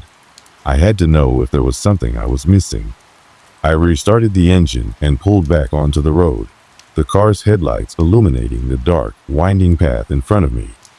The static from the radio had stopped for a moment, and the silence was almost deafening, but it didn't last long. As I rounded the next bend, the radio crackled back to life again, louder this time. The static was joined by faint voices, whispers barely audible over the roar of the engine. I could make out words now, but they were fragmented, garbled, as if they were coming from some far-off place. I tried to block it out. I turned the volume down as low as it would go, hoping the voices would stop. But they didn't. They grew louder and clearer, until I could make out one phrase, repeated over and over again, almost as if it were directed at me. "Turn back!" I felt a shiver crawl up my spine, and I slammed my hand on the radio, turning it off completely. The voices stopped, but the unease remained, gnawing at me, settling into my bones like ice. I had no idea what was happening, but I knew one thing for sure. Something was not right. I glanced once more at the GPS. It was still guiding me down the road, unwavering. The little blue dot continued to pulse, and as if on cue, the voice of the GPS came through, calm and unblinking. "Turn left ahead." I couldn't understand why I was still following these directions, why I was still pressing forward, despite everything inside me telling me to turn back. Maybe I was just being paranoid. Maybe this was all some odd series of coincidences, nothing more. But with each new sign, each unsettling event, the sense of dread grew stronger. I had no choice but to follow the GPS for now. After all, it knew the way. Or did it? As I made the left turn, I saw something that stopped me dead in my tracks. A figure standing at the edge of the road, just beyond the beam of my headlights. A man, or what looked like a man, just standing there, staring at me. The figure didn't move, didn't react in any way. He was just there. And then, as quickly as I had spotted him, the figure was gone, vanished into the darkness, swallowed whole by the night. The silence returned, broken only by the low hum of my engine. I couldn't breathe.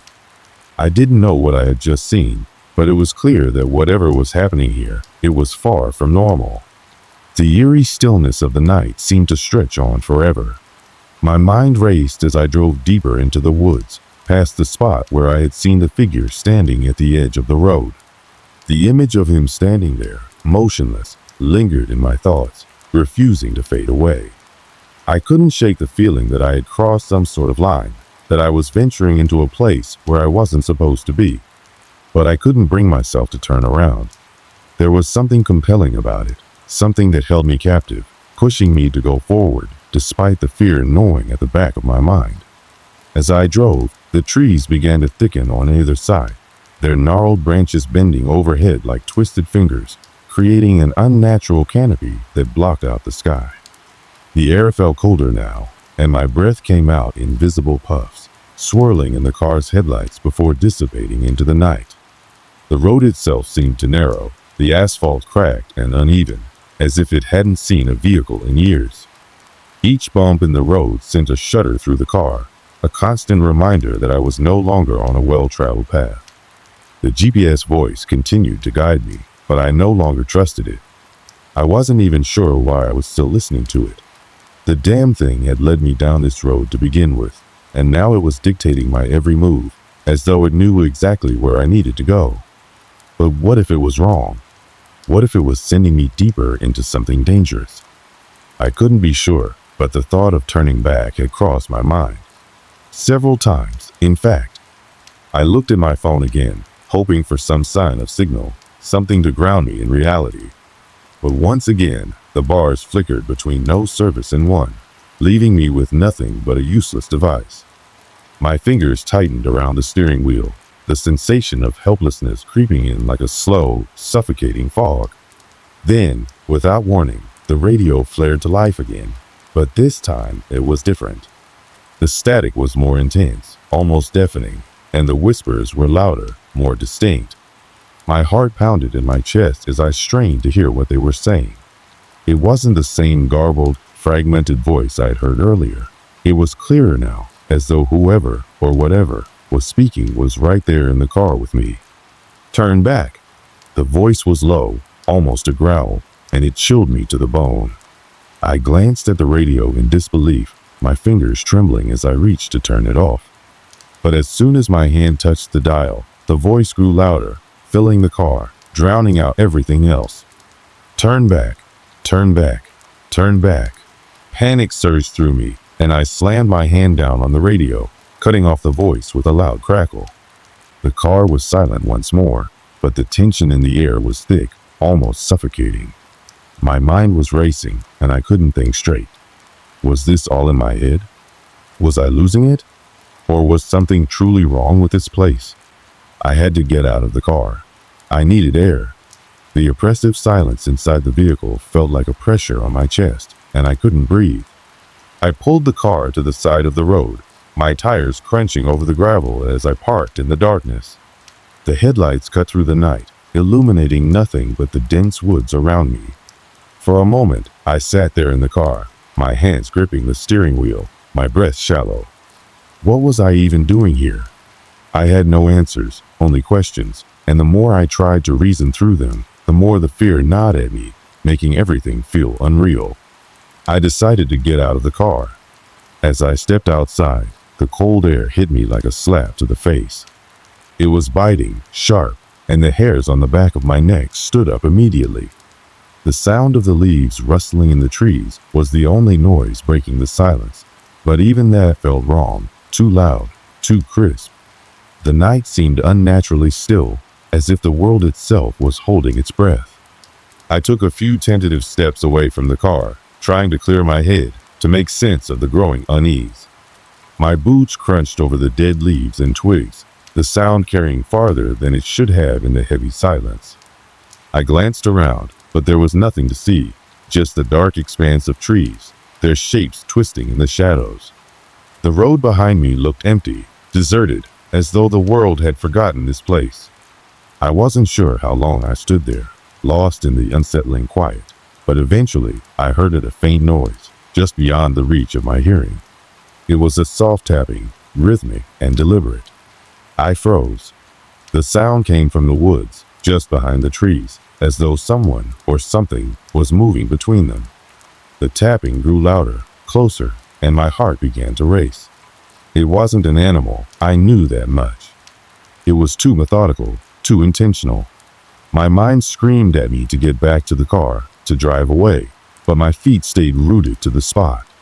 Then, in the distance, I saw something moving. A figure, just beyond the edge of the trees. It wasn't the same figure I had seen earlier, but there was no mistaking the sense of movement. The figure was tall, its outline obscured by the dense foliage, but it was there. And it was coming closer. My breath caught in my throat. I had to move, had to get back in the car. But my legs felt heavy, as though the very air around me was weighing me down, keeping me in place. I couldn't take my eyes off the figure as it drew nearer, my mind struggling to comprehend what I was seeing. The tapping stopped, and the figure stood motionless in the darkness, just beyond the edge of the road. It didn't move, didn't make a sound. It was as if it was waiting for something. My pulse thudded in my ears as I stood there, caught in the hypnotic pull of its presence. Every instinct in me screamed to run, to get out of there, but my feet wouldn't move. And then, just as suddenly as it had appeared, the figure vanished back into the woods, disappearing into the thick darkness. I didn't waste another second. I sprinted back to the car, my heart hammering in my chest, the taste of fear sharp in my throat. I fumbled with the door handle, my hands slick with sweat as I finally managed to get inside. The car door slammed shut behind me with a force that echoed in the stillness. I started the engine, my hands shaking, and without thinking, I slammed the car into reverse, peeling out of the spot and onto the road. I didn't look back. I couldn't.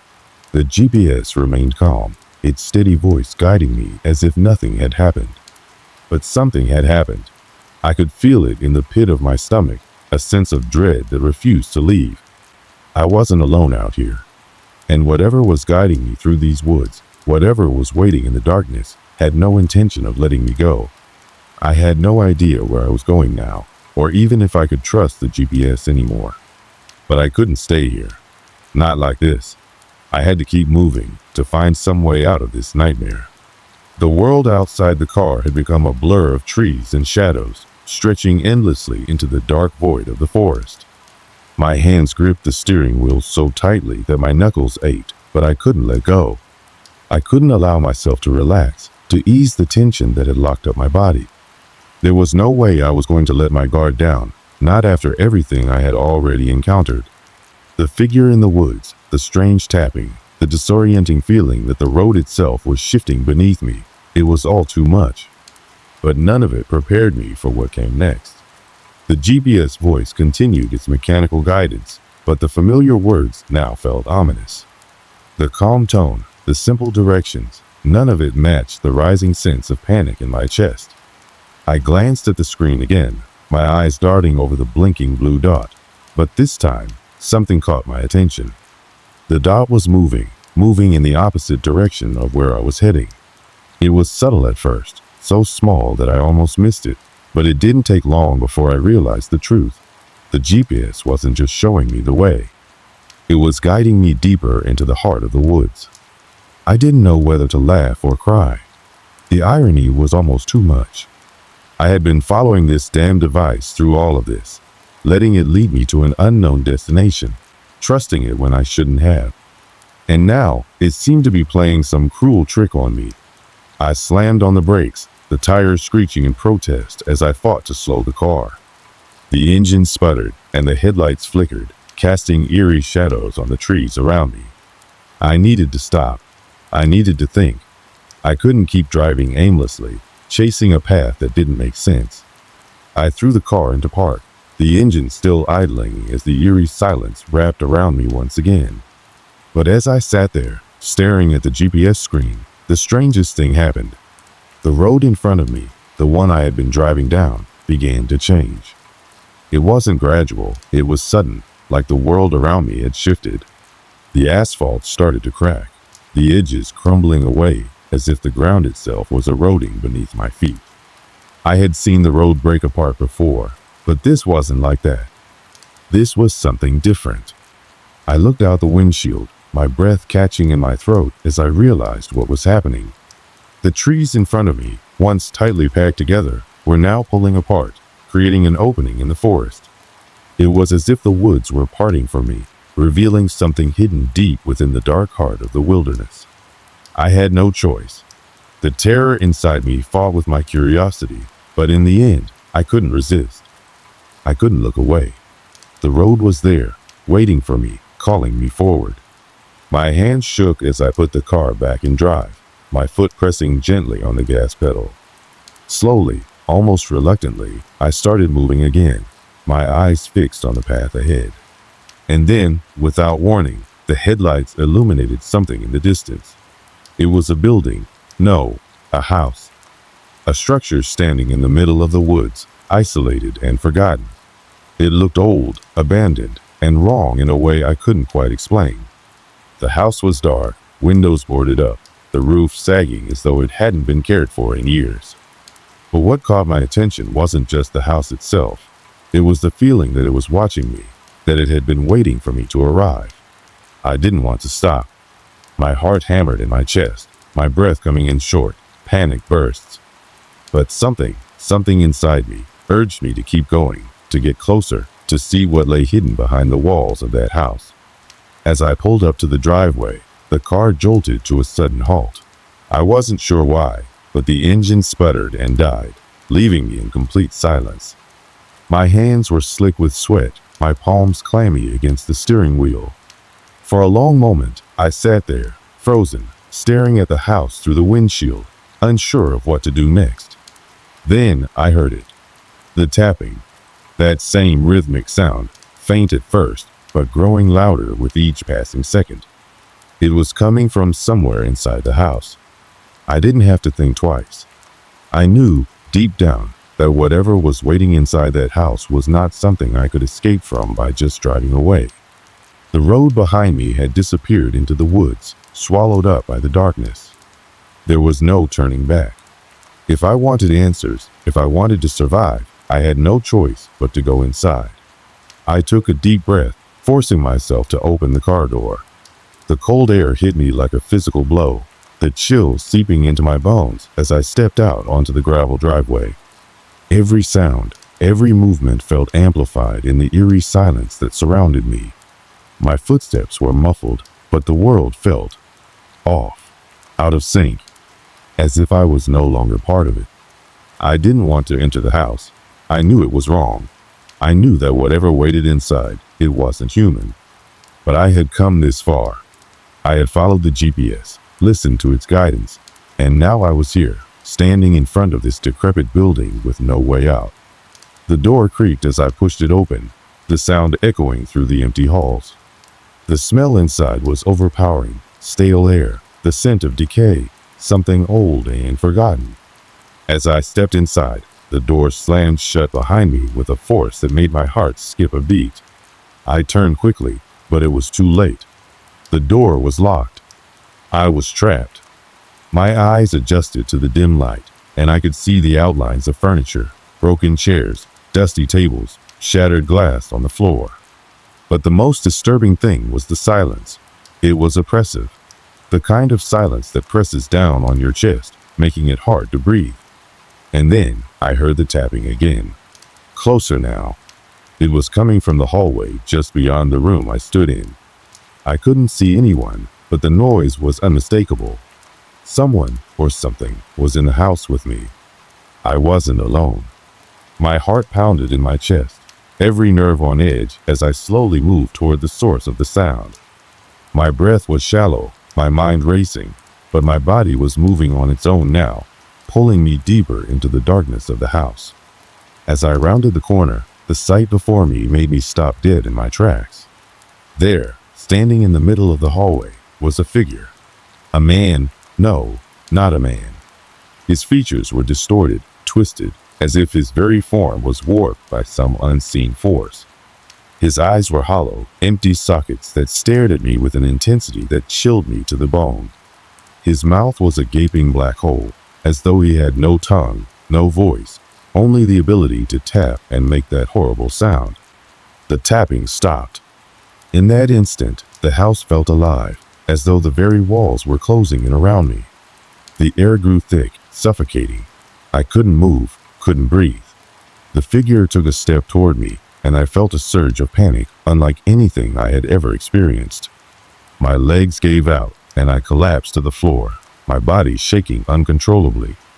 The figure reached out, its hand hovering just inches from my face. The smell of rot filled the air, overpowering, suffocating. The figure's cold, lifeless hand hovered just inches above my face. My entire body trembled, my breath shallow, as if every instinct in me was screaming to run, to escape, but I couldn't move. The world around me felt suffocating, too close, too thick, as though the air itself had turned against me. I was trapped, completely and utterly trapped. And then, without warning, the figure took a step forward. I barely had time to react before its hand shot out, but instead of touching my face, it brushed past me. I felt a strange pull, a coldness that seemed to drain the warmth from my skin. My eyes snapped to the hallway, but the figure wasn't there anymore. It was gone. I blinked rapidly, disoriented, my mind struggling to grasp what had just happened. The silence returned, but it was no longer oppressive. It was different now, almost as if the house itself was holding its breath. I didn't know what to make of it. Was it over? Had the figure just disappeared?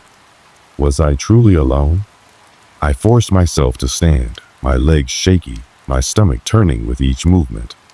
My eyes darted around the room, searching for any sign of the figure, but the hallway was empty. Nothing moved. Nothing was there. I didn't feel safe, though. The calm didn't make me feel better, it only deepened the unease. What had happened? Was this some kind of twisted game? My hand trembled as I reached for my phone in my pocket. My fingers hovered over the screen, but the device was dead, completely unresponsive. No signal, no battery, nothing. It was like the world had gone silent, disconnected from everything that was familiar. I wasn't sure what to do. I couldn't stay here. The fear still clung to me, tightening around my chest like a vice. But where could I go? There was no way out, not without answers, not without understanding what had just happened. In a daze, I stumbled toward the front door, hoping, praying that it would open. The moment I touched the handle, it gave way, the door creaking open as though nothing had ever been wrong. The world outside looked unchanged, silent, still, and dark, but it felt wrong too. The trees loomed over me like silent sentinels, the path that had once been my only guide now leading nowhere. I stepped outside, my feet unsteady, and I didn't look back. I couldn't. It was as though every instinct in me was pushing me forward, urging me to run, to escape before whatever it was that had been haunting me found a way to drag me back.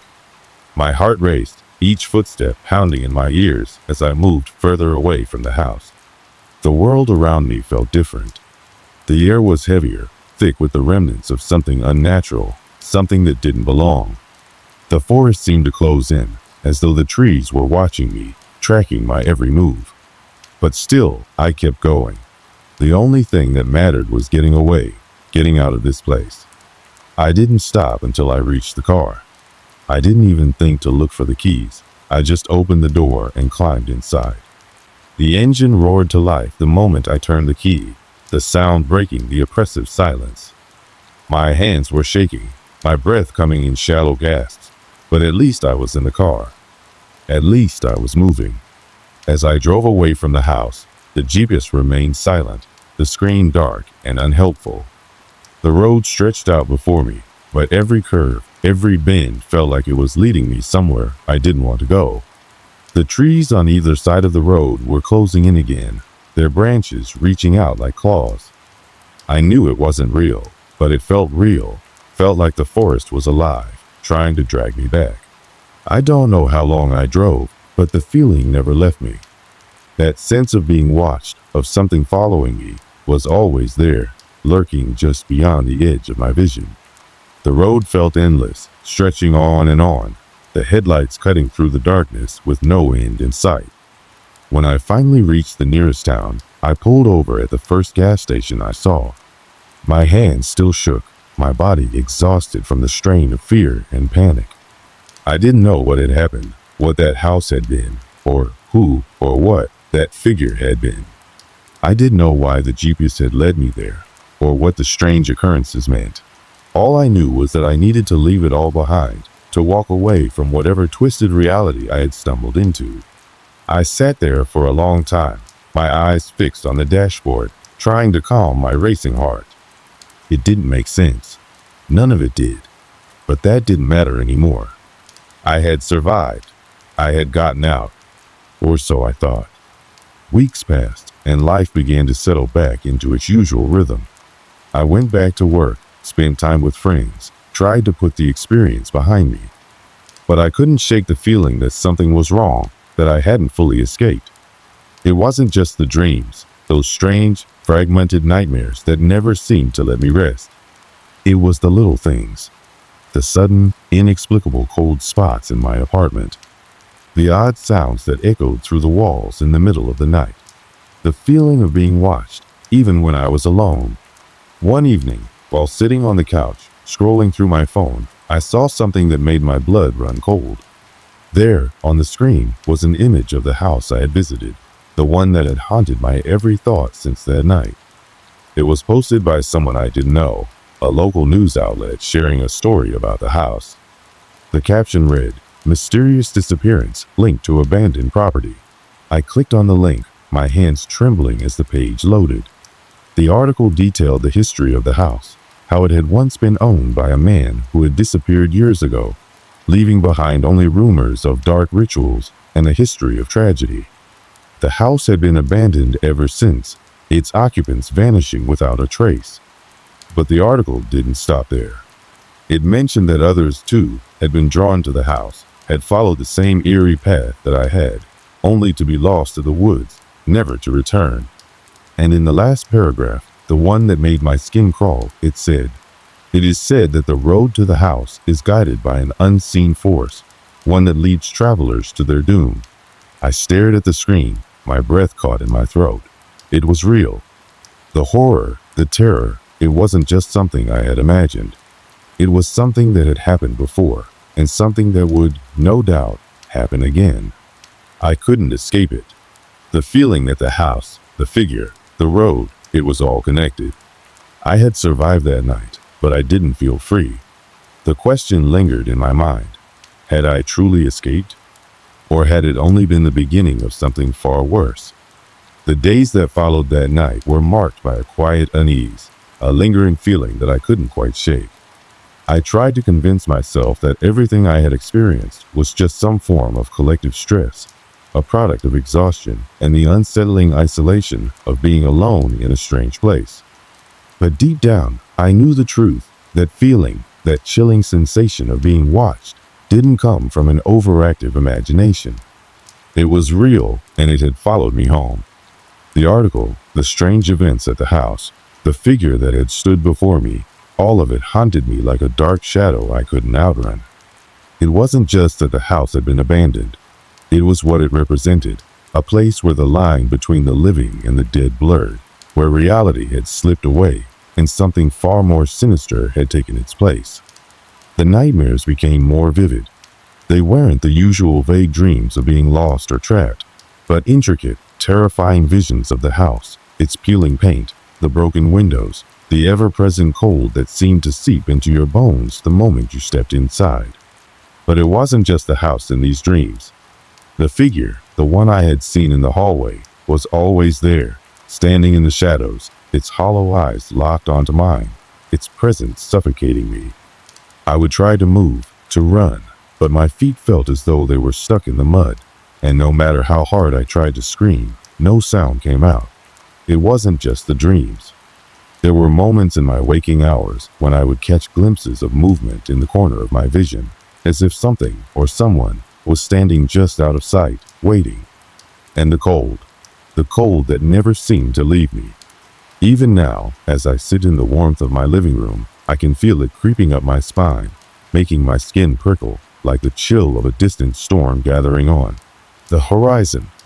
I couldn't escape it. It was everywhere.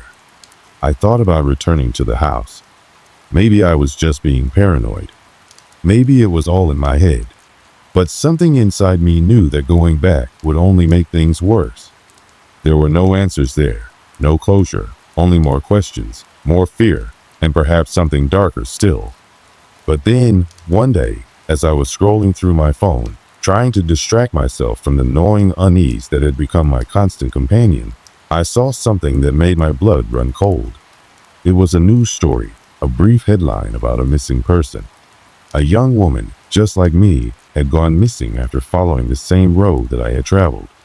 She had been found days later, her body discovered near the house, her eyes wide open, frozen in terror. The article didn't say much more than that, but the details were enough to make the blood drain from my face. It wasn't the first time someone had vanished under similar circumstances. It was happening again. I felt the walls close in on me. The house, the figure, it was all real. And the feeling that had gnawed at me for so long, the feeling of being watched, wasn't just paranoia. It was the last warning, the final message that I had ignored. There was something out there, something that lingered, and I was connected to it in a way I couldn't fully understand. For weeks, I had tried to convince myself that I had escaped, that the nightmare was over. But I was wrong. It was never over. It was just waiting, just like it had been waiting for every person before me who had ventured down that cursed road. It didn't matter how far I ran, it would always find me. The house, the figure, the road, it was all part of something larger, something darker, that would never let go. I suppose that's the part of the story I can't tell you. The part I can't explain, no matter how much I try.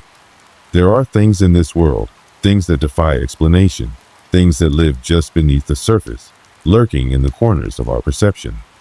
And sometimes, no matter how far you run, those things find a way to follow you home.